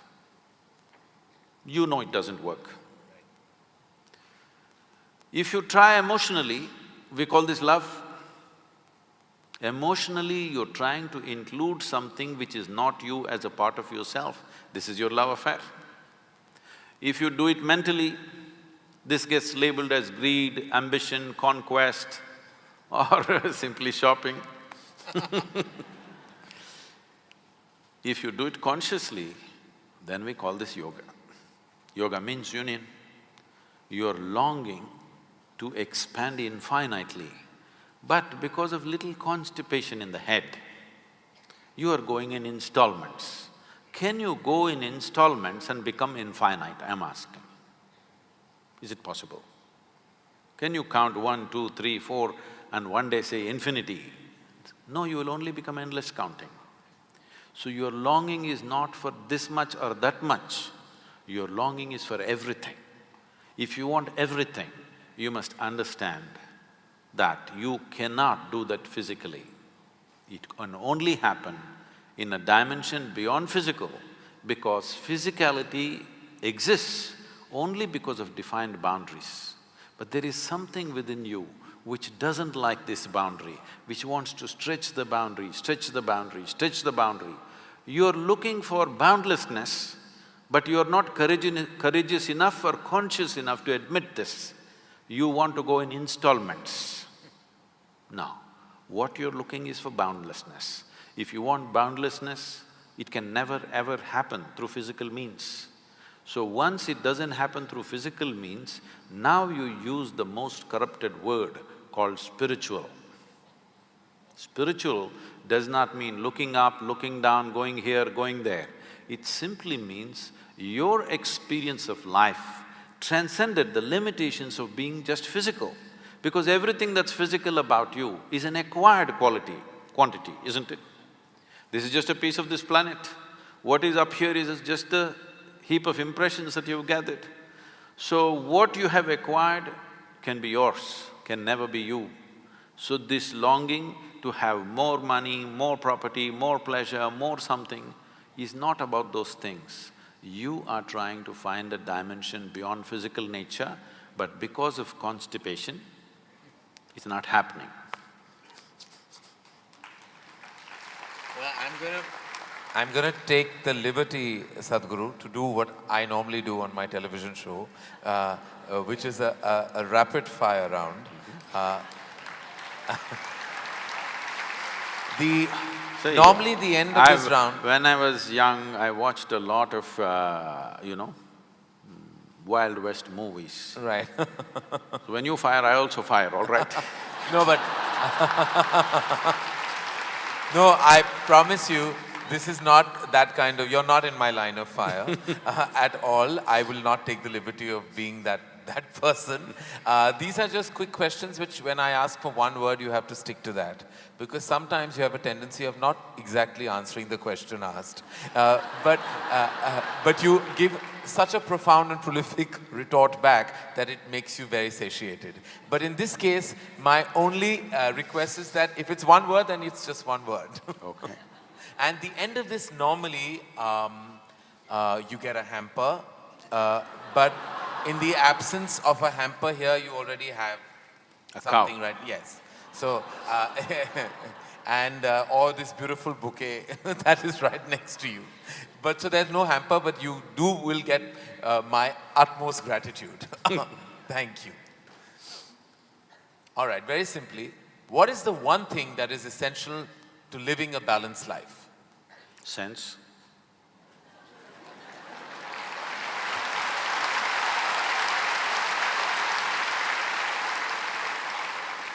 What is the one thing we must absolutely do away with in order to lead a balanced life? Senselessness. Yes. All right. I thought that was coming. First thing that comes to your mind when I say the following. The first thing, organized religion. Madness. Marriage. Cohabitation. Competition. Stupid. Money. Useful. Love.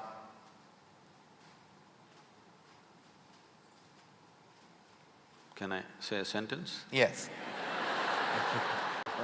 I will allow that.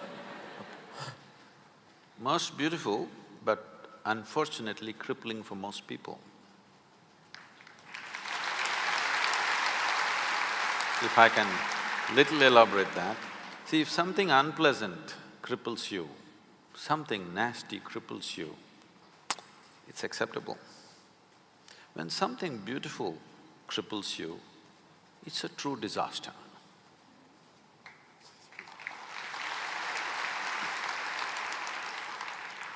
If you could ask one person, alive or dead, one question, who would you ask and what would that be?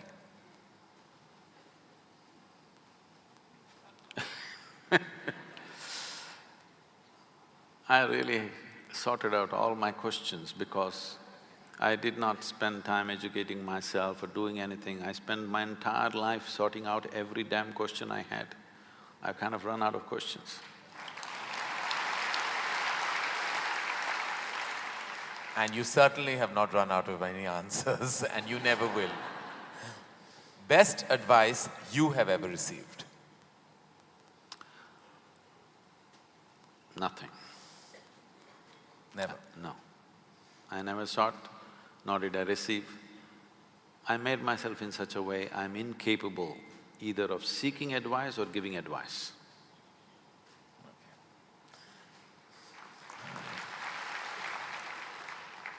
In an imaginary, completely hypothetical situation, if you had a day off with no commitments, no responsibilities, what would you spend the day doing? Oh, there are a lot of things. This can't be one word. No, it's not one word. See,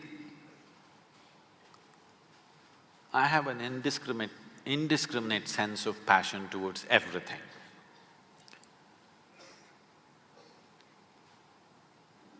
There were lots and lots of things I did at one time, but these days, time is not allowing me to do that, so generally if I have little time, all I do is play golf because that's safe and within the city and I can get back in time for something else to be done. But if an entire day is left to me, which they've not done for a long time, they've not left it to me.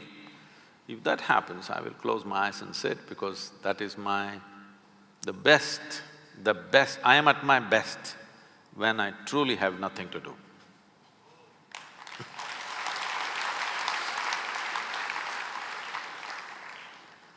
What is one thing you'd like people to remember about you at the end of your life? They must live so wonderfully that they don't even remember me.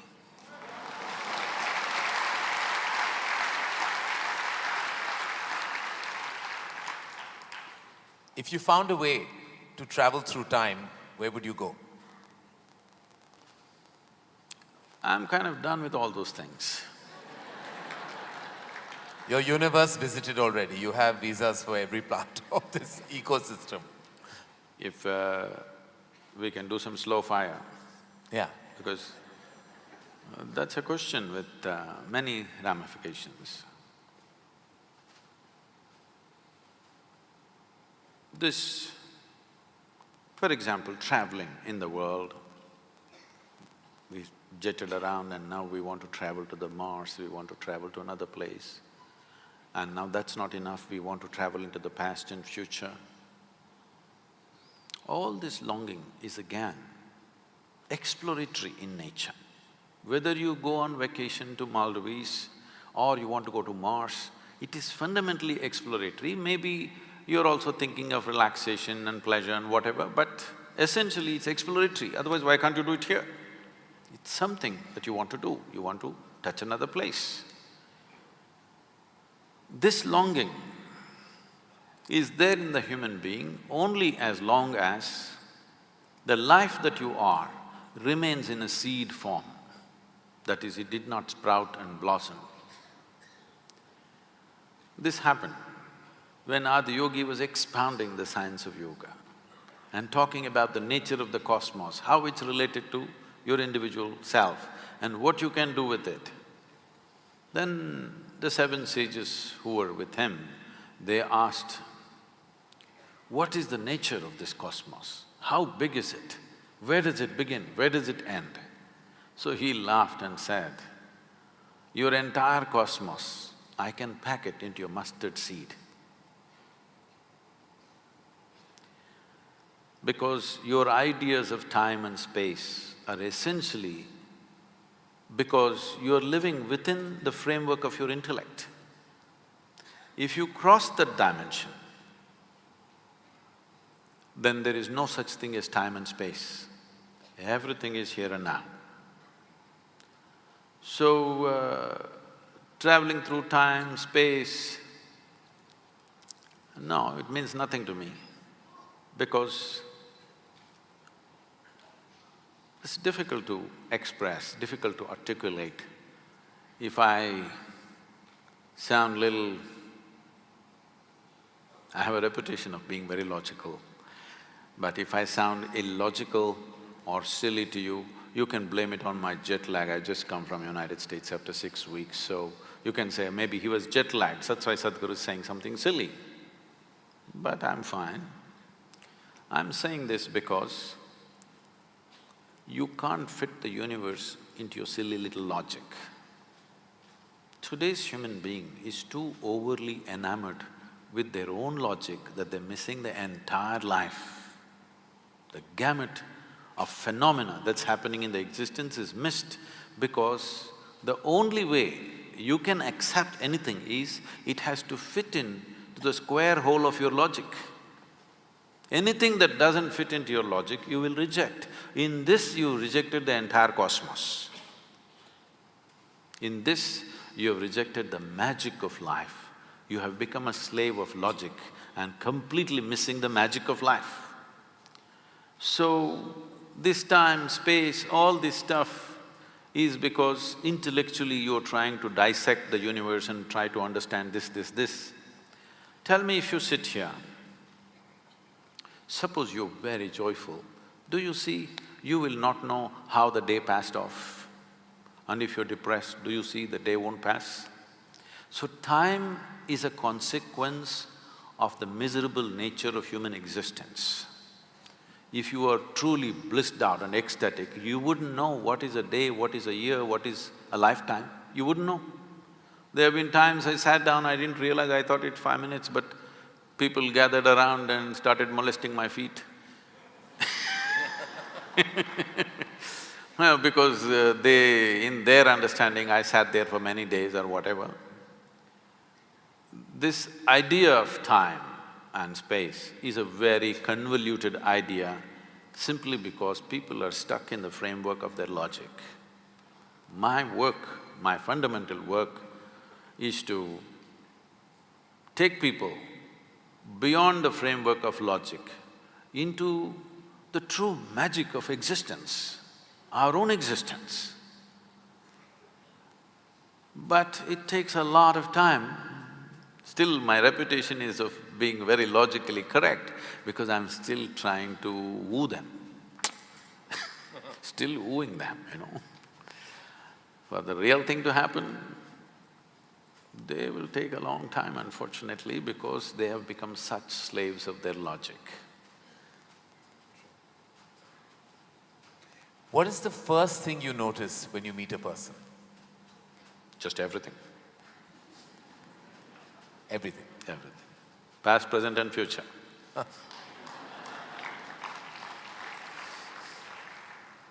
Is it more important to do what you love or love what you're doing? One word or more? The choice is entirely yours. See, if you are an intelligent person, you will try to do what you love most. But if you're a genius, you will do just what is needed.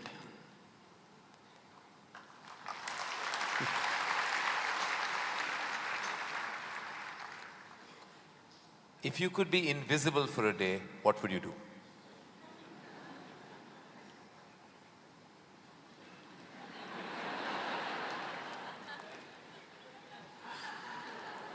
You wouldn't know?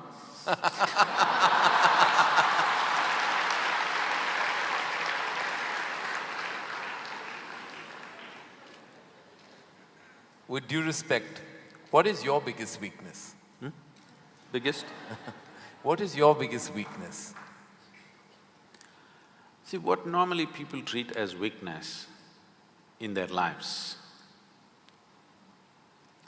Okay, let me give a normal answer. Why am I going into all this? Already you said I'm what? What's the word? Sashayed.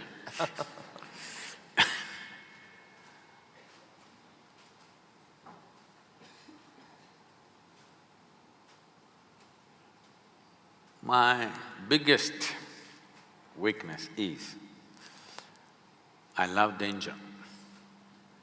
Without danger, I cannot live. I need to do something which keeps me on the edge of being mortal, being alive and dead. I want to walk that line all the time. Every day I'm stepping on it one way or the other. Is it a weakness? I don't think so, but people think, Sadhguru, you shouldn't risk your life like this. But if there's no risk, I feel I'm not being… because most of the time in my life, for whatever I'm doing, I don't feel tested. It's only in moments of danger that I feel little tested. So my weakness is, I like to be stretched, you know. For all the time when I was riding across India and later on I started driving, my only wish was that to find a machine which will test my skills. Always found the damn things broke down if I took it to my limits. These days recently I'm beginning to get to do a few machines which are testing me, whether I can push it all the way or not. Maybe that's because of my age. No. If I had met them much younger, I think I would have… You would have managed to work around them. One thing the world doesn't know about you. They don't know a thing about me.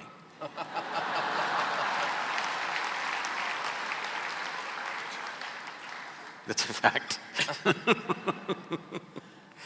And the one thing you wish you could change about yourself? Oh, I never looked at that. I could speak Hindi. No, I'm sorry, Marathi.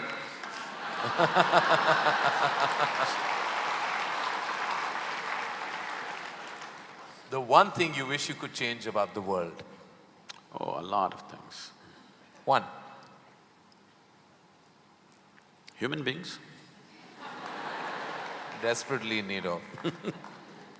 Sir, what would you consider to be your greatest achievement?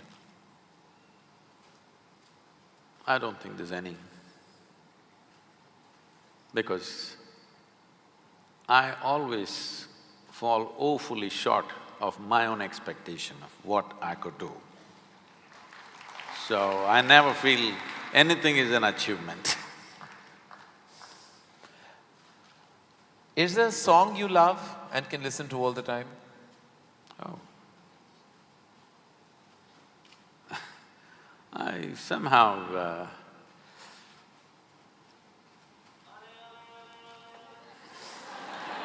no. Probably because this came to me at a certain time when I was in my early teens maybe. So this one song kind of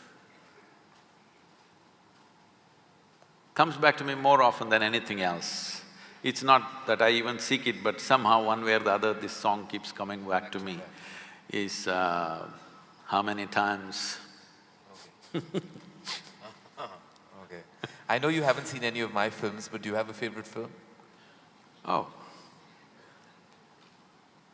I've seen many good movies. At one time I saw a lot of them. I've not seen much of Indian cinema, but I saw a lot of, English cinema. But one movie that I thoroughly enjoyed at that time, because on that day the way things happened, many life situations fell together and everything, was Roman Holiday. Oh. Well, I have to say that that's the first film I've ever seen in my life. My mother took me to the cinema. Here we are. It is true. Roman Holiday is the first film I ever saw. It was my introduction to the big screen. I'm glad I have something in common with you. That image of Audrey and Gregory Peck is somehow just stayed with me. Wonderful. It was probably my age. Yeah. It must have been. Something you enjoy doing and wish you had more time for? I wish I had more time, because I made myself like this, that there is nothing that I enjoy or do not enjoy. I make sure I enjoy everything that I do, including simply sitting quietly or talking to somebody or doing whatever, because my activity is not limited to one area, so many things. If you did not enjoy everything that you do and do not do, you will go insane trying to manage so many things. But I'll not go insane, because I enjoy being alive. Activities, anything is okay. Everything I do, I enjoy. Small things, big things, every kind of thing. Most profound things and silly things, I enjoy thoroughly. Should us all. Lastly, in a biopic made on you, who would play you? But who would make a biopic, first of all? No, there would be lots of interested people. Maybe you should animate. No, I don't think you would want that. Well, that is the end of the rapid fire, and you totally deserve the hamper that doesn't exist on this platform. But it's a virtual hamper that I've given to you with my love, gratitude, and deepest amount of respect. Thank you.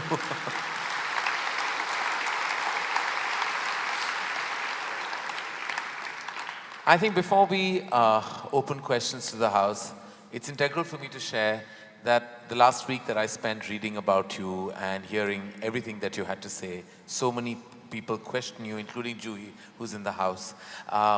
It's been exhilarating, it's been enlightening, and more than anything else, I think it gave me a certain sense of understanding about where I am. Being at a crossroad of my life emotionally, and also now as a newfound parent, I read some of what you had to say about even parenting. To me, it was extremely enlightening to read that not to nurture the do's and don'ts so strongly on your child. You know, we all have theories of parenting. But I think just what I imbibe from what you had to say is that if I'm strong-willed and I exude a certain amount of pleasantness and I give out the right amount of energies, my child and my children will emulate that, imbibe that, and I don't have to constantly force-feed that knowledge on them. They will imbibe it from my energy source in any case. That is what I drew, am I right? No. Okay. See, one level right, but it's not a question of energy, and don't make simple aspects of life mystical, because my entire life is dedicated to make mystical very approachable. But generally in the society, people are trying to make simple aspects of life mystical. Rearing a child is not a mystical dimension of life. It's… millions of people have done it. For thousands of generations, people have done it. We are not reinventing anything here. It's just a simple biological process. Every creature does it. A bird is teaching its offspring to, find the worm, and the worm is teaching its offspring to escape the bird. All kinds of things are happening in their own way. Similarly, human beings are doing it, but as we get more educated, we become more fussy about it. There was a time that a whole lot of parents had 8, 10 children, they did not even know their names, number one, number two, they called them. But they grew up somehow. They just provided the basic ecosystem and they just grew up. So let's not make it too whatever, because you can easily… because today is a time of just one child or 2 children, and we become totally, overly emotional about what is ours, and we lose perspective of what is the reality. A child will grow up anyway.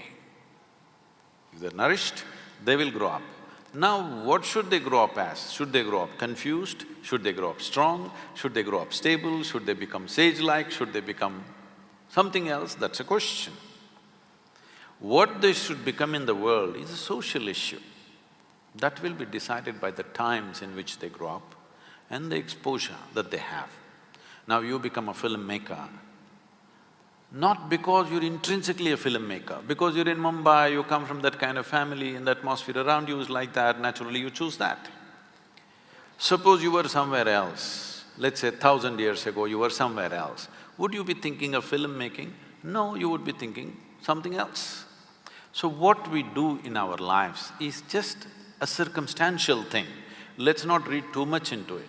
The question is, when we have children, how complete and joyful and wonderful are they?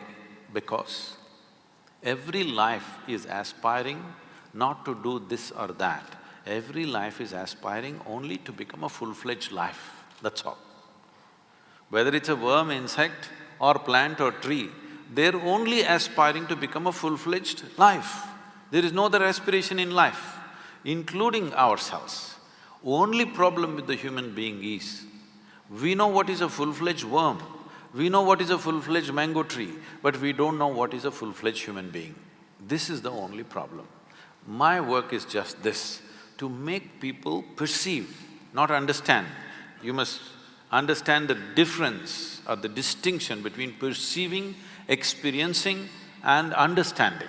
Not understand, but perceive and experience what it means to be a full-fledged human being. And that's all that must happen to your children and every other children, every other child on the planet.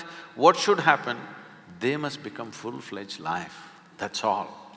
For this, they need an ecosystem and nourishment, not teaching from another time, because you belong to another time, you're past.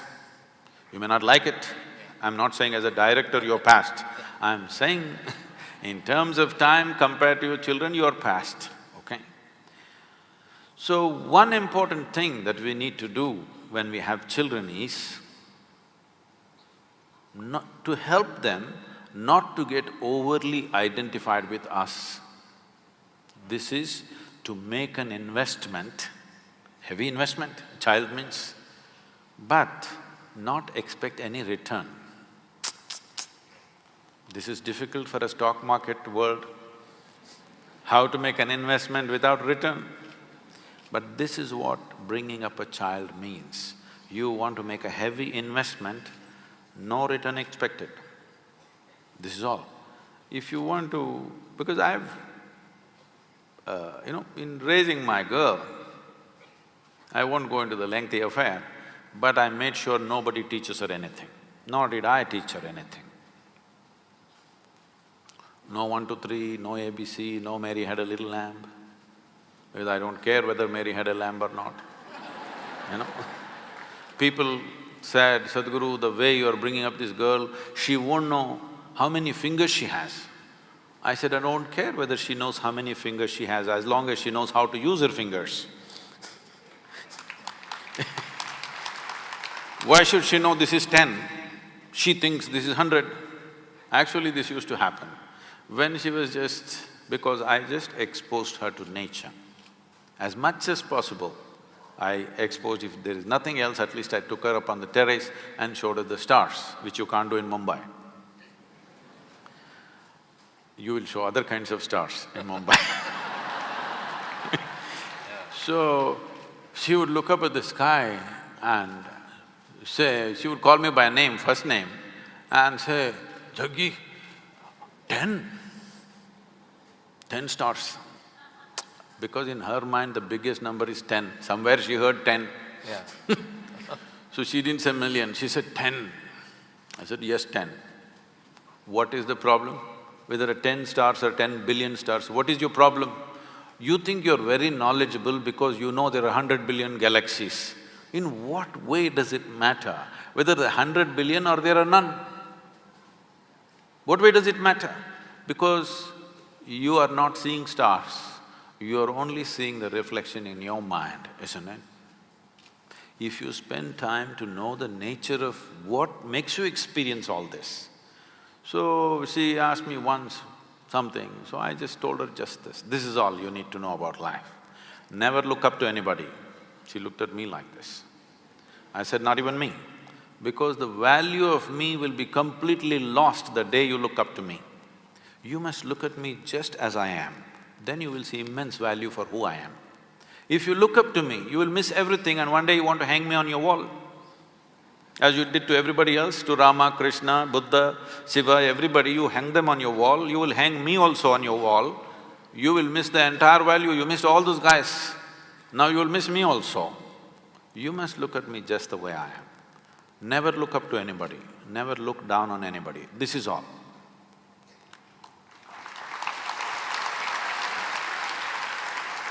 Once you do not look up to anything or look down on anything, you will see everything just the way it is. If you see everything just the way it is, you will navigate your life, through life, effortlessly. That's true. That is simple theory and easy enough to live by. Thank you. Thank you, Sadhguru. With that, I think I would like to open the questions up to the house. And I'm sure we have a volley of questions which I can already see hands going up in the air. I don't even know where to start. Okay, yeah. Sorry? You worked hard for this? Okay, then I suppose hard work should never go unfounded. Hello? Is there a mic that is circulating?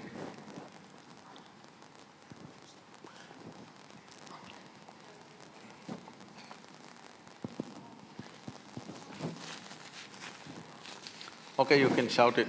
Yeah, you seem, if you have worked hard, you can scream loud. Yeah, there you go. Namaste Sadhguru and hi, Karan Johar. I'm 31, I've kept myself single all my life so that I could accomplish. No, you should go back there, it doesn't come to me, the sound. Yeah. My name is Rishabh, I'm 31. I've kept myself single all my life so I could accomplish something big. And you of all people should know how important and difficult it is. Important because to accomplish something big, if you're single, it helps without added responsibilities on your shoulders. And difficult because… I know you're trying to speak from your heart, but microphone works best here. I just didn't want to be too loud. Okay. And difficult because, you know, India, they keep asking you why you're still single. I would like to space dive. And I've talked to 1 million people about this, and I've knocked on 100 doors to turn down every single time, including the doors of ISRO. Can't get a thing. Including the doors of ISRO. And they said they don't have enough funds. It's a very long question and we have not heard most of it. What? I should… can't hear a thing actually. I'm feeling incapable. Yeah. What is your question, sir? Okay, so my question is, I would like to space dive. You would like to space? Space dive. So it's basically going all the way up to space. You want to go to space? Okay. And diving from there. Okay. And tie what in space? It's a space dive. Space dive? Yes. Oh, you want to space dive? Yes. Okay. So, and the thing is, I've knocked on 100 doors, only to be turned down every single time, because even ISRO turned me down saying they don't have enough funds. Space dive is important because India has gone leaps and bounds forward in space technology, but in the human space technology, it's way back. My question to you, Sadhguru, is, my biggest weakness is I like to live in danger. My question to you, Sadhguru, is where do I find an organization that will help me with the discipline, yoga and meditation, that will help me with this? And where do I find a person, most preferably a movie director, that will fund this project, understand the importance of it, understand the importance of this project, that India needs a human space program, fund it, and make a movie out of it which has less drama, less songs, and more of how a person struggles to get the mission accomplished. Okay. And get rich. We got the question. You took a long time to get to the question, but… He wants to space dive, he wants me to make a movie, he wants to help. No, he wants money. He wants money. My dearest 31-year-old, that's all I heard, that you were 31. If I had money, the last thing I would do is give it to you to space dive. There's many things that I would do with that money, and yours is not on my bucket list. But would you like to answer his space diving? The day after tomorrow, that's on 5th, day after tomorrow is… I'm sorry, tomorrow is 5th. Tomorrow evening. Tomorrow evening I'm at the ISRO at Sriharikota for the launch. Let me see if I can attach you to the rocket. Yeah.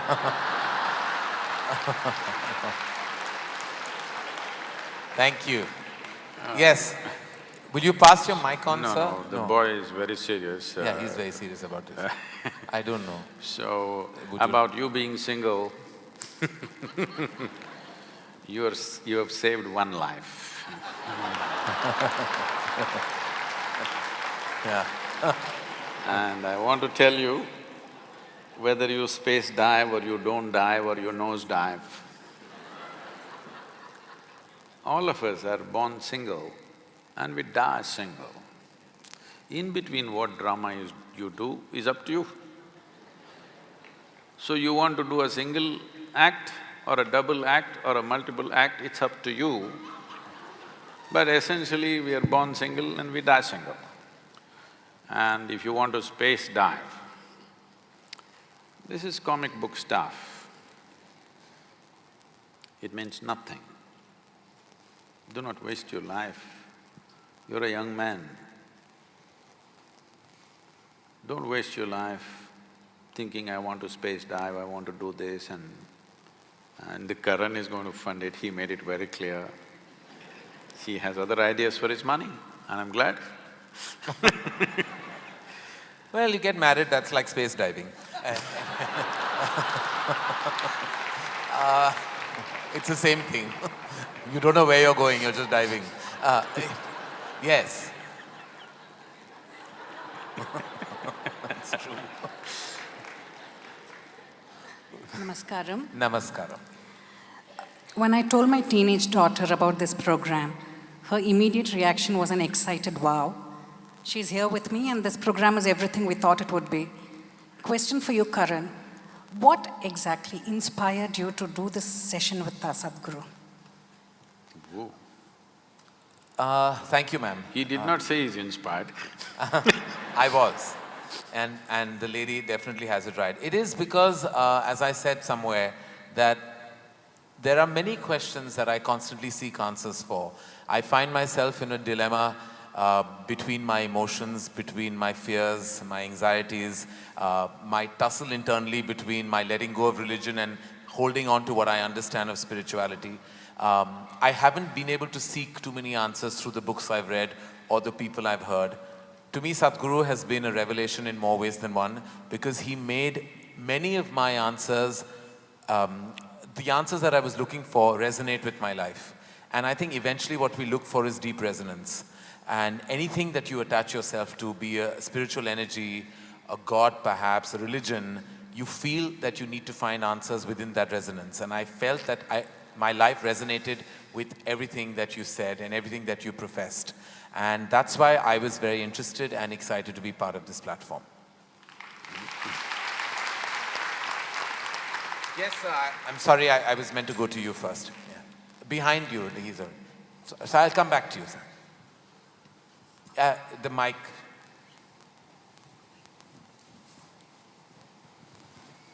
Thank you. Namaskaram, Sadhguru. Hello, Karan. Hi. There are two questions. If the first one is answered, I don't need the second one's answer. There's a request. Can I please get a hug from you, Sadhguru? Hey, why don't you try him?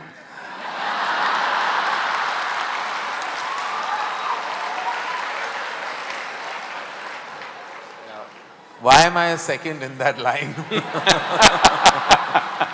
I didn't name the person. What is your second question? The first is you want a hug. The second is what you can't… You don't go into a kiss then because that might be detrimental.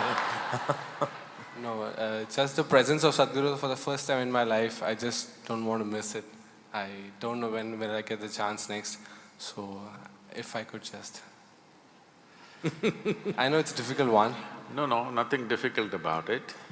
It is just that I've been working with people to make them understand. People, especially outside the country, and now unfortunately it's caught up here. Where is my hug, Sadhguru? Can I get my hug? You are turning something beautiful into something very ugly. When you are in a certain state of inclusiveness, if it became necessary, you embrace somebody. It's a very beautiful act. Now it's a commodity, where is my hug? It's something that you give and take, it's not a transaction. This is what religion has done, everybody hugs 3 times or 4 times or whatever number of times. This is not what it is. All the tenderness that a human being feels within himself or herself, you destroying it and make it into some kind of act. Okay, I will hug you, I'll hug every one of you. What about it? Sweat exchange? So, this is something we need to do, and people also… in India this happens, they grab my hand and Sadhguru bless me and they place it on their own head. Blessing will not come like this. Blessing will come when you become receptive, when you're in a certain way. If it's blessed, something wonderful can happen out of it, something tremendous can happen out of it. You grab my hand and what is that blessing? And if you grab my hand or foot or you hug me forcefully, this is called molestation. Awesome. All right, you got your jadoo ki chappi. So we had… yes, sir. Yeah. Hello. Namaskar, Sadhguru. I know hug is not possible, but I know you cook very good dosa. Is that possible? Certainly not here. I know. No, my question is that when we cook, if we have to get joy of cooking, then that joy is something which is internal, and I cook for my joy. But when you're cooking for others, then you want to give them joy. And at times there's a conflict. Who should win? This is for him? No, no. No, sir. I have different things on my menu.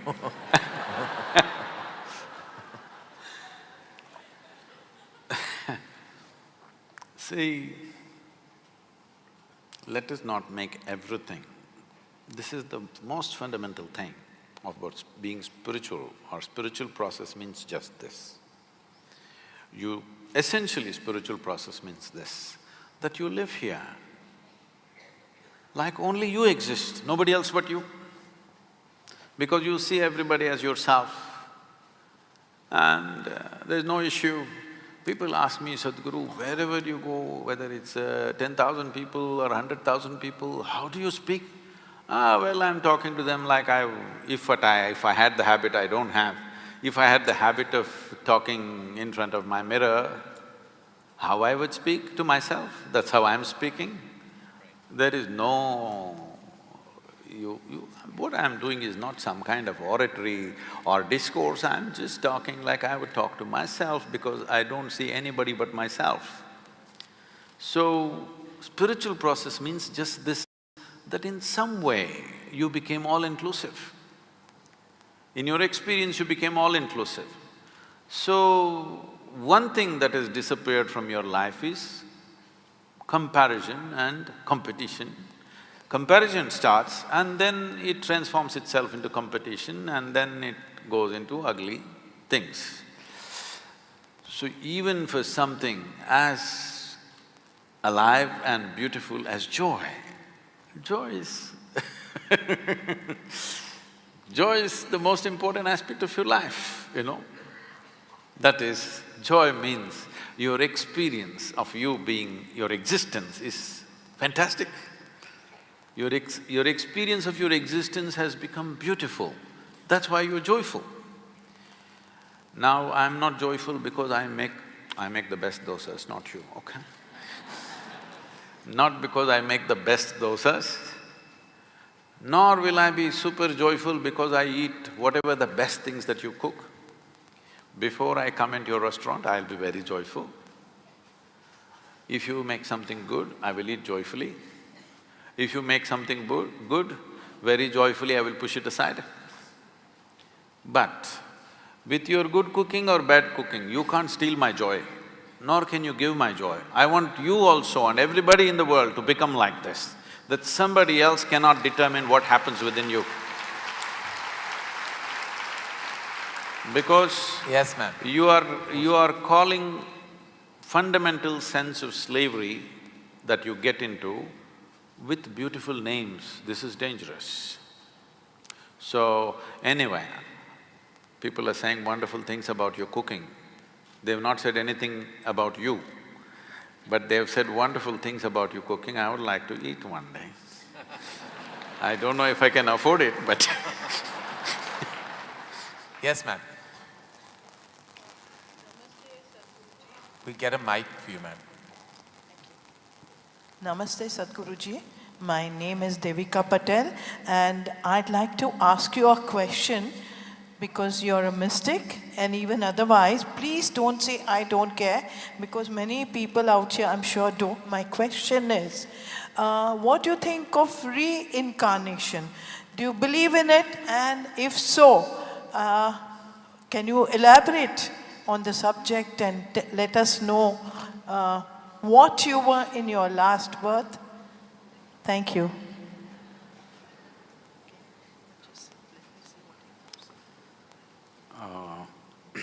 now you already put strictures on me as to what I should not say.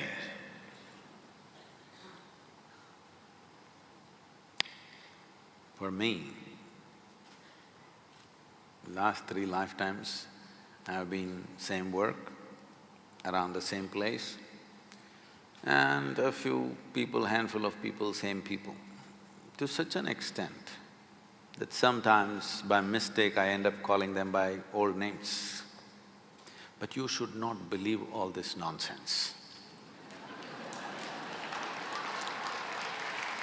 No, because the moment you believe it, you will look at this person and little, if they're friendly with you, oh, maybe in my last life, my past life. It is very good you don't remember a thing about anything, because in your present life, you are not able to handle the emotional tangles and psychological involvements with people. If you remember 10 lifetimes, you will break your mind. It takes an extraordinary sense of dispassion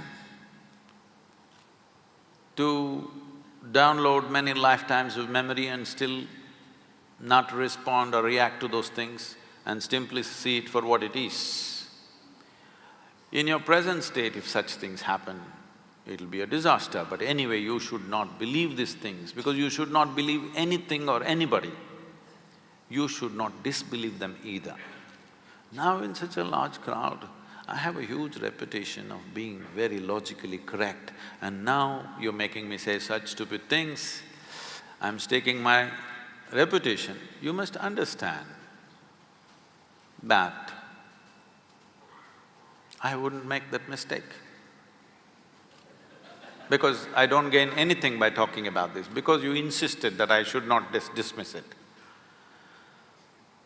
But essentially what you're asking is, let me translate this question for you. Essentially what you're asking is, when you say, is there a past life or is there a future life, what you're asking is, beyond this body, is there something more? That's all you're asking. After my death or before my birth, was there something else? This is the question. Or you're asking, what is the nature of my existence? Well, that's my full-time business, to bring you to that experience as to what is the nature of your existence. You must come. You should not ask just a casual question here in Mumbai and disappear. Now you made me say illogical things in front of all these people. Now you must invest some time to know what is the nature of your existence. Otherwise, it's entertainment question.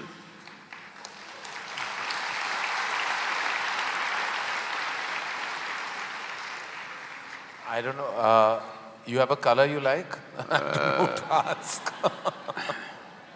He's working hard, but after him, I'm afraid of hard working. Yeah. Yes. Hard working in blue. No. We'll get you a mic. We have just 2 questions after this gentleman. Yeah, I'm going to get there, right there. Namaskaram, Sadhguru. Please somebody give a mic to that lady who's up there with her hand up after this boy is over. Yeah. Pranam, Sadhguru. Sadhguru, my name is Aishwarya Nigam, and I have been to the ashram many times, and I have read many of your books. You must quickly come to the question. The question is, Sadhguru, I am stuck here, and I want you to please guide me. Tell me in a child's language what is the answer and what is the solution. I don't want to give importance to my own thoughts and emotion. Tell me how. Please make me understand.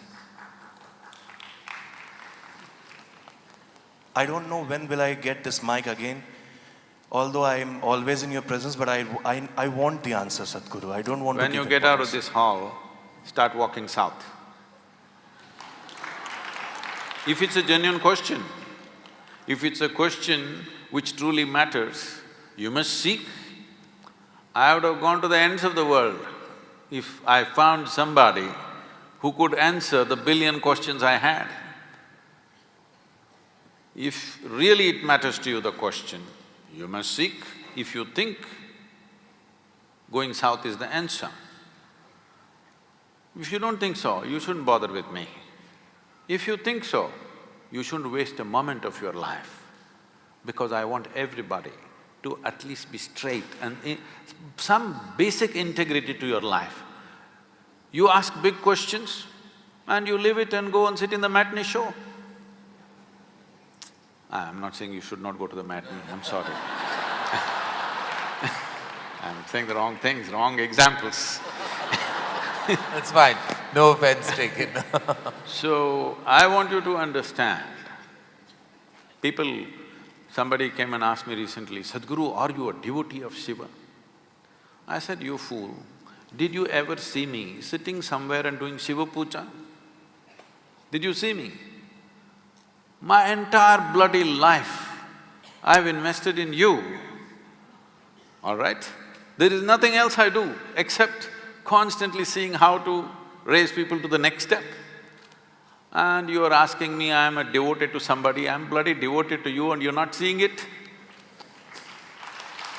So, when you ask this question, I take the question seriously, I believe you're genuine. But then you go and get drunk today evening.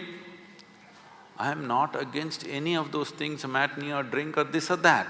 All I am saying is, you must have some integrity to your life. When you ask a big question, you must make the investment, isn't it, of time and energy? You must invest life. Because to bloody answer this, I've invested my entire life. Yes.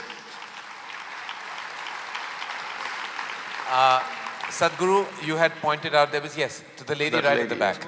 Right at the back. I have a question. One moment, sir. We're just going to the lady and then we'll get… who's that person? She still doesn't have the microphone, he's on already. Okay, you're on the…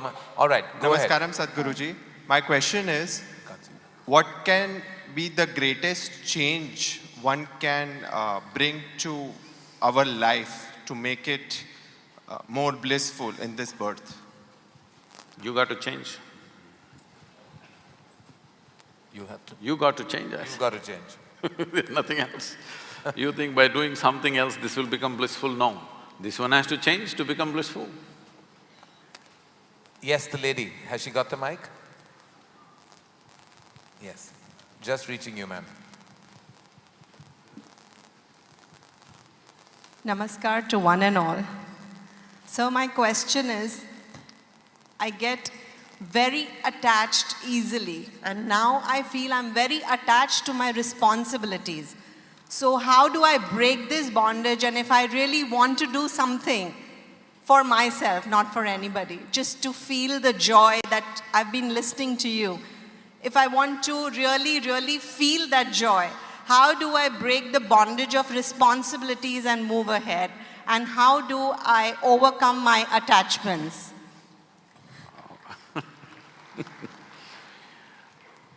I want you to understand that responsibility is never a bondage. Responsibility means you chose to respond to something wholeheartedly. So it is never a bondage. And how is it opposing your joy? I don't understand. Because to what extent you have the ability to respond, only to that extent you know life. If you lose your ability to respond, you become dead. In fact, somebody is dead means they've lost all ability to respond, that's all it is. So, don't ever think your responsibility is stopping you from being joyful. If you had no responsibilities, many of you would be freaked to madness. You are fortunate, you got something to dabble with. Nothing to do, I'll keep you in a room, nothing to do, I'll feed you well, you will go crazy. You must be glad there are distractions for your madness. So, you must understand this. If your experience of life is such that if you sit here, you start enjoying your existence, not your thought, not your emotion, not your action, your existence, if you start enjoying, you have a certain joy and blissfulness about your very existence, then all this jargon doesn't work. If that one thing has not happened to you, you are in a desperate condition, you have to do a million things to know a little bit of pleasantness. But tell me sincerely, genuinely, in a 24-hour segment, how many moments of actual joy do you know? Most people can count on their fingers, many people have nothing to count. They will say, oh, the day I got married, I was so happy. The day I got my job, I was so happy. It happened, it's history. Because it is externally instigated. Otherwise, by yourself, you will become a wreck. Please change this. Then all these jargons and philosophies are irrelevant to you because you know the joy of your existence. Thank you. We have one last question. Yes, sir. Huh? I'm just going from this gentleman, I'll come to you. Maybe two guys. Yes. Sadhguru. I'll leave that to Sadhguru after this. How many more he'd like to answer, but yes. Sadhguru ji, namaskaram. Karan ji, namaskaram. I am Mohit Sardana. I've come from Karnal just to see you live and I'm feeling blissfully blessed. I didn't come with a question, but now I have a question. Sadhguru ji, you just made a mention that word does not know anything about you, and that remains a fact. Even then, any somebody from the world who comes in little contact with you gets so much benefited. So when would you reveal? Or my question is, what does it take to become a Arjuna for the yogi of highest order of our times, R. Krishna, the you, to reveal? Sorry if that question is still invalid.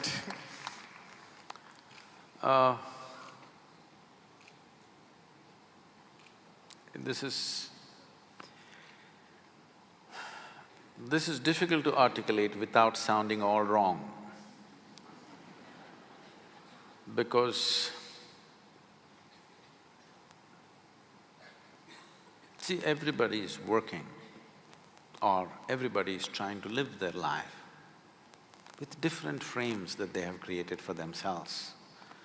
You can call this mindsets, you can call this framework, you can call this family, you can call this society, you can call this ethics, morals, ideologies, whatever. These are all frameworks you created. But you understand, a frame means you are putting a self-imposed limitation upon yourself. I can understand, he being a director, producer, he's thinking of frames because he's thinking of capturing something for doing something else. I'm asking you a simple question. Do you want to capture this life or do you want to experience this life? Hello? You want to experience this life. You're here to experience this life and know the reason. Everything else is secondary. When I say life, When I use the word life, most of you will think, oh, my work, my family, my home, my car, my dog. That's not life. These are all accessories to life. You added all these accessories believing that with these accessories your life will get enhanced. But your money, your wealth, your family, your relationships, these are all just accessories, isn't it? The real thing is here, never experienced. So, to first make somebody…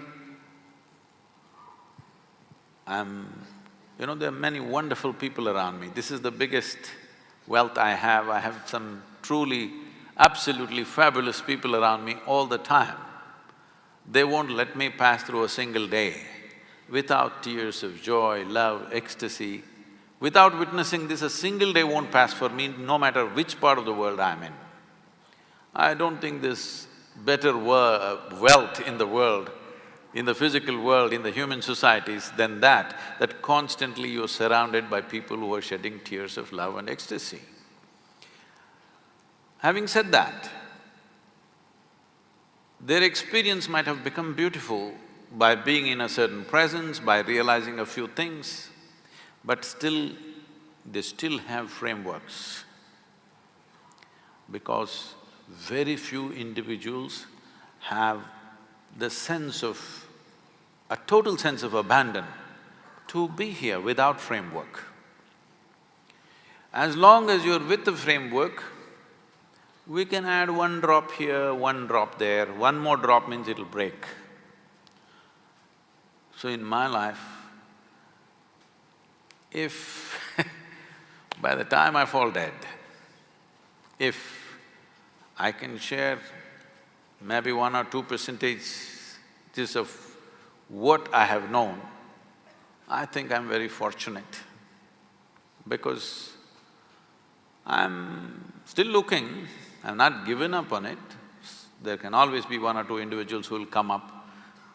We have been working on them, preparing them so that somebody can exist here without any sense of frames,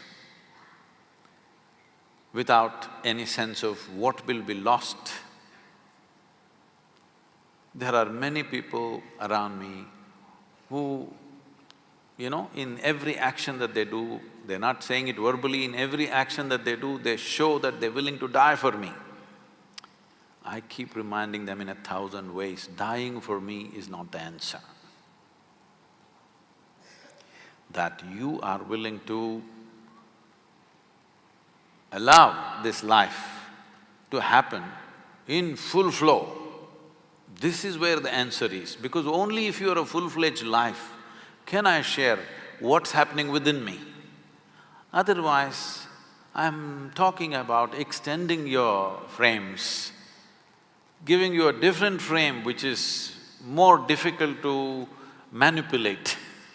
But totally undoing the frames will need this, that you are a full-fledged life. When I say a full-fledged life, right now you have invested too much in your thought, too much in your emotion.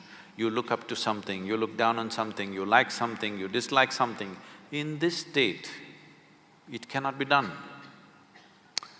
I'm working on people, lots of them, and I'm also scanning the world because there could be anybody somewhere, because that will be a blessing, not to me, but to the world.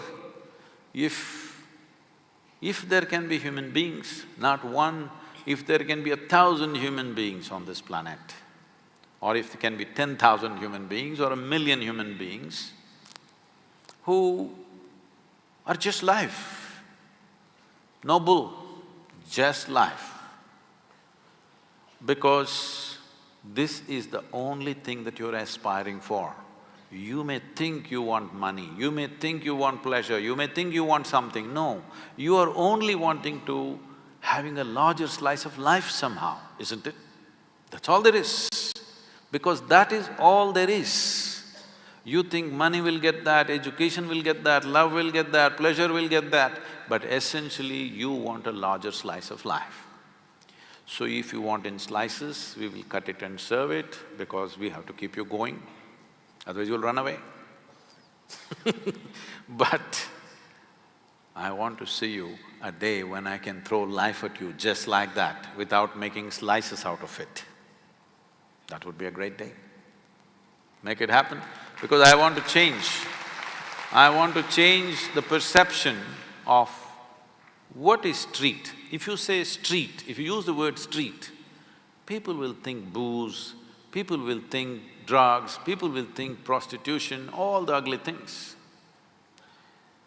If we do the right things, in the next 20-25 years, we can change this, that street means beauty, street means love, street means meditativeness, street means spiritual process, street means the highest things. We can do this if we are willing. We have the tools, we have the means. Why I'm saying this is never before. Many great beings have come, but nobody had the means that we have today. Our Krishna came, a gentle being, when he spoke, only one man heard, yes, and another man overheard. When Adiyogi Shiva came, only 7 people heard. Today we have the ability, we can sit here and speak to every human being on the planet. Never before this was possible. Now we have such an ability to communicate. If we do not communicate the right things, we are committing a crime against humanity. So when we have this kind of power to communicate, whatever is the highest dimension of life should become street. My essential work is this, to bring down spirituality from mountain tops to street. That's why my language is little street. Not at all with that. I'm sorry we won't be able to take any more questions. We've reached the end of this conversation with the mystic, and thank you, Sadhguru. Thank you for your words, your wisdom, and everything that you always bring to the energy table of our universe. Thank you so much. It's truly been an honor. Thank you. And thank you to all of you for being a wonderful audience. Thank you.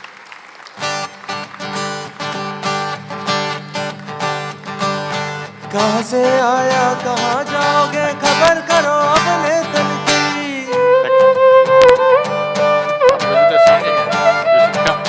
कहाँ से आया कहाँ जाओगे खबर करो अपने तन की कोई सतगुरु मिले तो भेद बतावे खुल जावे अंदर खिड़की खुल जावे अंदर खिड़की जावे अंदर खिड़की कहाँ से आया कहाँ जाओगे खबर करो अपने तन की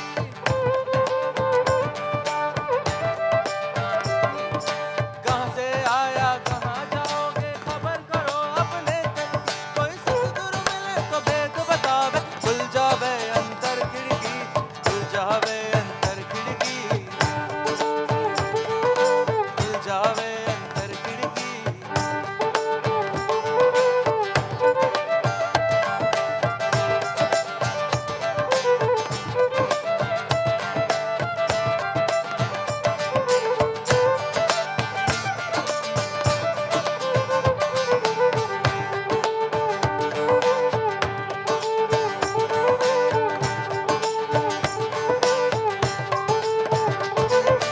बाहर बैठा ध्यान लगावे भीतर सूरत रही अटकी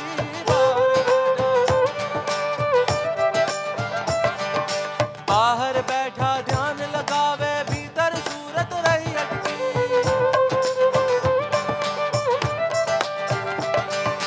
बाहर बंदा भीतर गंदा बाहर बंदा भीतर गंदा मन मैला मछली गटकी मन मैला मछली गटकी मन महला मछली गटकी